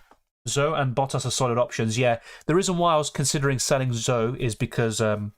or Joe, should I say, is because in FP1 they had a pretty poor showing, but that's only one practice session. That Palace young goalkeeper played as well. Yeah, he did pretty well in that game. Let's see if Gaita is available for the weekend, but I'm not so sure. Arsenal game against City. Yeah, I think City have the edge. I mean, they've won the last 10 league games against Arsenal. That is embarrassing. They also have the Etihad. I think maybe Arsenal will be a bit more solid on their travels. You look at the Emirates game, and very naive from Arsenal. They were matching City for most of the game, but they gifted goals. In those crucial moments, they lost their head. And I think Man City will get the job done. I also fear the worst against Liverpool away. But look, Arsenal, if you want to win the league, you've got to win games like this, or even at least get results, get the draw, and don't lose. I think if they can draw against City, I think they've got a great chance of winning the league. And if they also beat the likes of Palace and Leeds, if they drop points on one of these next 2 games, I think the momentum does swing the other way towards City. Well, to be fair, I'm not so sure. I didn't watch Kvaratskhelia before this season, but sometimes you need this kind of big move. And Napoli, by the way, in years gone by, yes, they sometimes were up there, but they've never been this good. So I think once you play for such a good team and you're showing your kind of best level, that's when people start to take notice. I mean, it's not too late to play F1 Fantasy. You still can register, but you won't get the rank you want, probably because you missed out on a few hundred points in the first race week. Did Haaland to Havertz instead of Watkins last minute to try something different? Well, hopefully it does, Fionki. Good luck. If you backed Havertz, then why not? Surprised Botman hasn't scored. Yeah, and I'm not sure exactly how many goals he scored last season, but he scored a fair few for Lille. Good luck to you. Everyone's teams are the same. Yeah, you could say that. That's why I do prefer UCL Fantasy a little bit. Chilwell in for Stupinian or Henry. Well, the deadline's gone, but it would have been for Stupinian in my case. That's what I've done. So there you go. Thank you, Surendra. Si Bayern gana con el camino más difícil, será como el Real Madrid del año pasado. O si Real Madrid gana de nuevo, sería lo mismo que el año pasado. Pero sí, entiendo. Para mí, sí, Real Madrid o Bayern va a ganar la Champions y Napoli va a ser finalista. Willock is starting. Good punt. I mean, as a one-week punt, why not? I mean, I'm not a big fan of him. I know he got an assist the other day, but still. Good luck, Dylan, and hope your week is better than mine. Left Saka, Tony, and Trippier on the bench. Well, they should come on, though, Marco. But, you know, if you have blank game week players in your starting 11 like Haaland or Rashford, they will come on. The only issue is that you're not able to captain them. UCL final will be trash unless Napoli win. Yeah, if Napoli don't reach the final... I mean, look, let's not underestimate Benfica. I think they're also pretty decent. I think they're better than people give them credit for. But I do see what you mean. I think the final could be a bit underwhelming. I think the one on the right side, the one on the toughest side of the draw will win the competition, whoever reaches the final. Arsenal look more solid without Zinchenko, but they look better on the ball and going forward with him.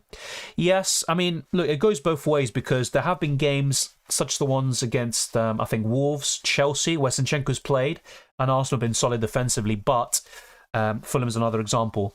But yeah, I think Tierney, for example, is better defensively than Zinchenko, that's for sure. Just the 300 places of breaking into the top 10k. Good luck, JC Snooks. Thank you, Abhishek, and same with you. Hopefully you get the green arrows you want.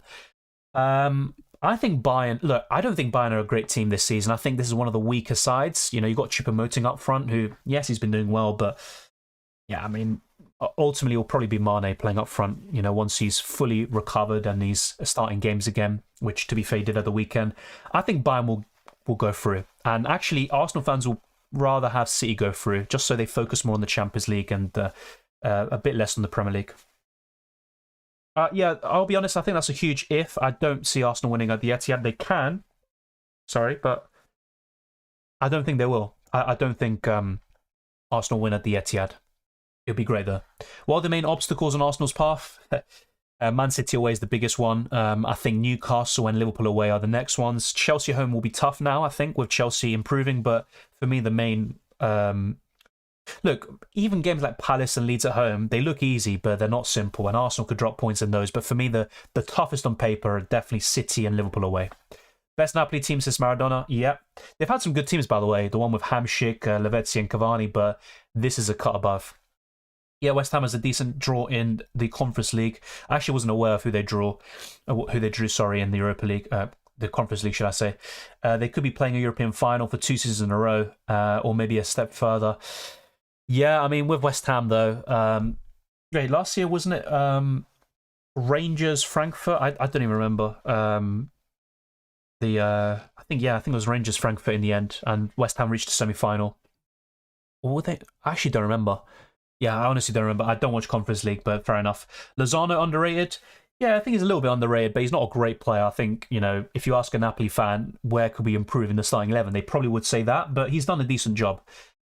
Maybe. Honestly, I don't know why people gave that even any attention, but yeah. Damn, that language change got me feeling things. Okay, well, thank you. Just need to hope March, Matoma and Rashford don't get any minutes this week. Marco, yeah, they won't. They're all blanking, Marco. You'll be fine. Everyone's team were the same, so took it upon myself to change up a bit. That's fair enough. Hey Dylan, what do you think of the UCL draw? We have been asked this quite a lot today, and we'll talk more about this in UCL Fantasy videos, and hopefully I can get some out soon. But yes, a bit different, the UCL draw, but yeah, for me, the same old teams will win it. So Madrid or Bayern Munich for me. Yeah, I mean, let's wait and see. Hopefully some great games. I think it might, in UCL fantasy terms, encourage you to go for some, you know, cover different teams and go for 2 or 3 of each rather than going 4 or 5 of one team. So, yeah, I think it could be decent. What do you think of Kane going next season? We say this every year and he always stays. I think he'll stay. I think the latest news that came from The Athletic is that Kane will probably stay. Spurs have no intention of selling. Yeah, but Man City are always the favourites for the Champions League. I think they always have the best team, but they just never have the mentality or that extra oomph to go through all the way and win the competition. They should have won it the year Chelsea did. Given the squad Palace had, I think sacking Vieira was really harsh. I agree, but Also, no win in 12, no wins in 2023, no shots on target for 3 games in a row before the Brighton game. From those perspectives, I could understand. But I think, 12th, for Palace to be 12th, they also had some really tough fixtures in 2023. It's very harsh. I'm playing with 1 less player with a -8 on transfer and 12 double game week players next week. Do you think better than using any chip? I'm not a big fan of taking a -8 or more, but yeah, I mean, it's not a bad situation, Tassir, and it's a bit different. And maybe for the last 5, 6, or even 7 games of the season, you can set your team up really well with a wild card. Yeah, it was Rangers Frankfurt, but I wasn't sure about the Conference League because, I wasn't aware. I didn't remember fully if West Ham were in Conference League or Europa League. But yeah, don't worry, Abhishek, it's fine. If Arsenal win at the Etihad, it will be game over. Yeah, but also think about what happens before then. There's still plenty of games in that period. And if Arsenal will lose to Palace, for example, I think City still have the momentum. But yeah, if Arsenal win at the Etihad and they win, the games before then, of course they have a big advantage. Yeah, it'd be great to see Napoli win it, but there is this stat where, and look, football's not all about stats, but whichever team reaches the first Champions League final, they tend to lose it. So Man City a few years ago, Arsenal in 2006. You've also got other examples like Chelsea in 2008. So I would back the team with more experience in Champions League to win it. So even if it's Man City Napoli, I'd back City to win the Champions League there. But as an overall team, I'd say Napoli are top 3 in the world for sure at the moment. Is there a way to pick captaincy percentages for this week? Captaincy percentages, I don't think so. There might be some, Chrome extensions or stuff that can allow you to do that. But yeah, as far as I'm aware, no. Do you see one of Osimhen or Vlahovic going Chelsea? Yeah, I think Osimhen is likely to go to someone like Chelsea or United, but I'm not too impressed with Vlahovic recently. I know he scored a penalty, I think, yesterday, but he's actually been pretty poor this season. I'm surprised West Ham is in a relegation battle, but in Conference League quarters. It does, look, I'm not trying to disrespect. West Ham are doing well in the Conference League, but it does show that the level isn't that high. And I also think the same about Europa League, which also probably is a bit more indicting of Arsenal. The fact that they can't go far in a competition that's relatively poor. But there you go. Will Haaland leave if Arsenal win the league? No. I mean, he'll probably win the Champions League or something, right? I think City will get a trophy this season. So FA Cup or Champions League. So yeah, let's wait and see. My preference would be Napoli Champions League, City FA Cup are the realistic options, and Arsenal Premier League. But yeah, that's too much to ask for. I think Prem will go down to the last week. Yeah, I think so too. And, I think it's actually more likely that Arsenal lose it, before we even get to the last week than it is for Man City to lose it. But let's wait and see. Imagine AC Milan won against Napoli as the biggest upset. It's possible. I mean, they know each other well, but for me, Napoli should win that. Yeah, of course City can win it, but the way I rank it is Real Madrid first, probably Bayern second, Man City third, Napoli fourth. I think you could argue Napoli's a bit ahead of City because of the draw and the way their future fixtures are too, but yeah, that's my top 4 favourites, and I've said Madrid since the beginning of the season. I'm not that impressed by Bayern, but they have been keeping clean sheets, looking a bit more solid in the Champions League. Good luck there. Hopefully it does pay off for you too. I hope not, honestly. I really hope not. I'd actually rather Man City win Champions League or even United win FA Cup or Europa League than Chelsea win Champions League again. Another Aguero moment, but with Haaland last day. Fuck that, honestly. No. What was that? Arsenal win League, Napoli Champions League and Brighton Cup. I mean, look. I said Man City because out of the realistic options, I think Man City, I'd rather them than Man United. But yeah, I mean, that'd be even better, to be fair. Brighton FA Cup looks better, but I don't know. I just don't see all of that happening at the same time. Verstappen, Alonso, Hulkenberg, Leclerc, De Vries, Red Bull, and Aston Villa.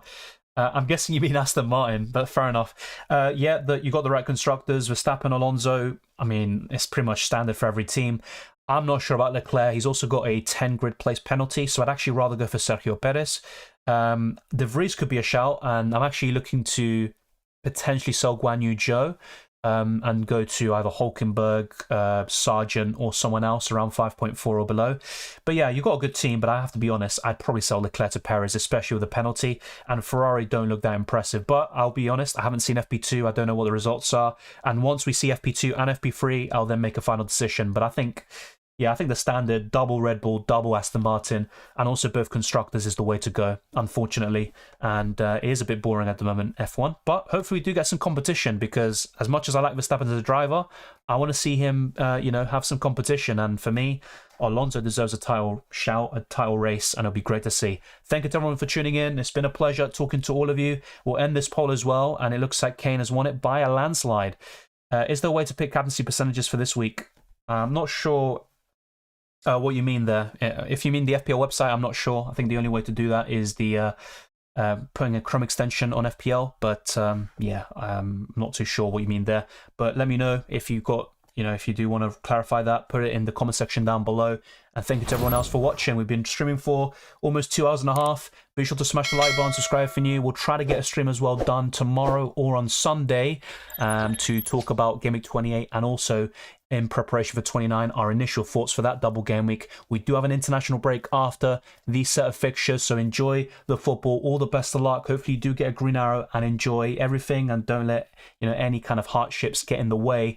And thank you to all the patrons, channel members, everyone who's sending super chats, all of that stuff. Check the links in the description below for the Discord server, the FPL League, Twitter, Instagram, Sorare as well, which we talked about earlier, and I showed my team as well. Be sure to check all those links in the description. I appreciate all the support, and I'll see you very soon, and good luck with Game Week 28.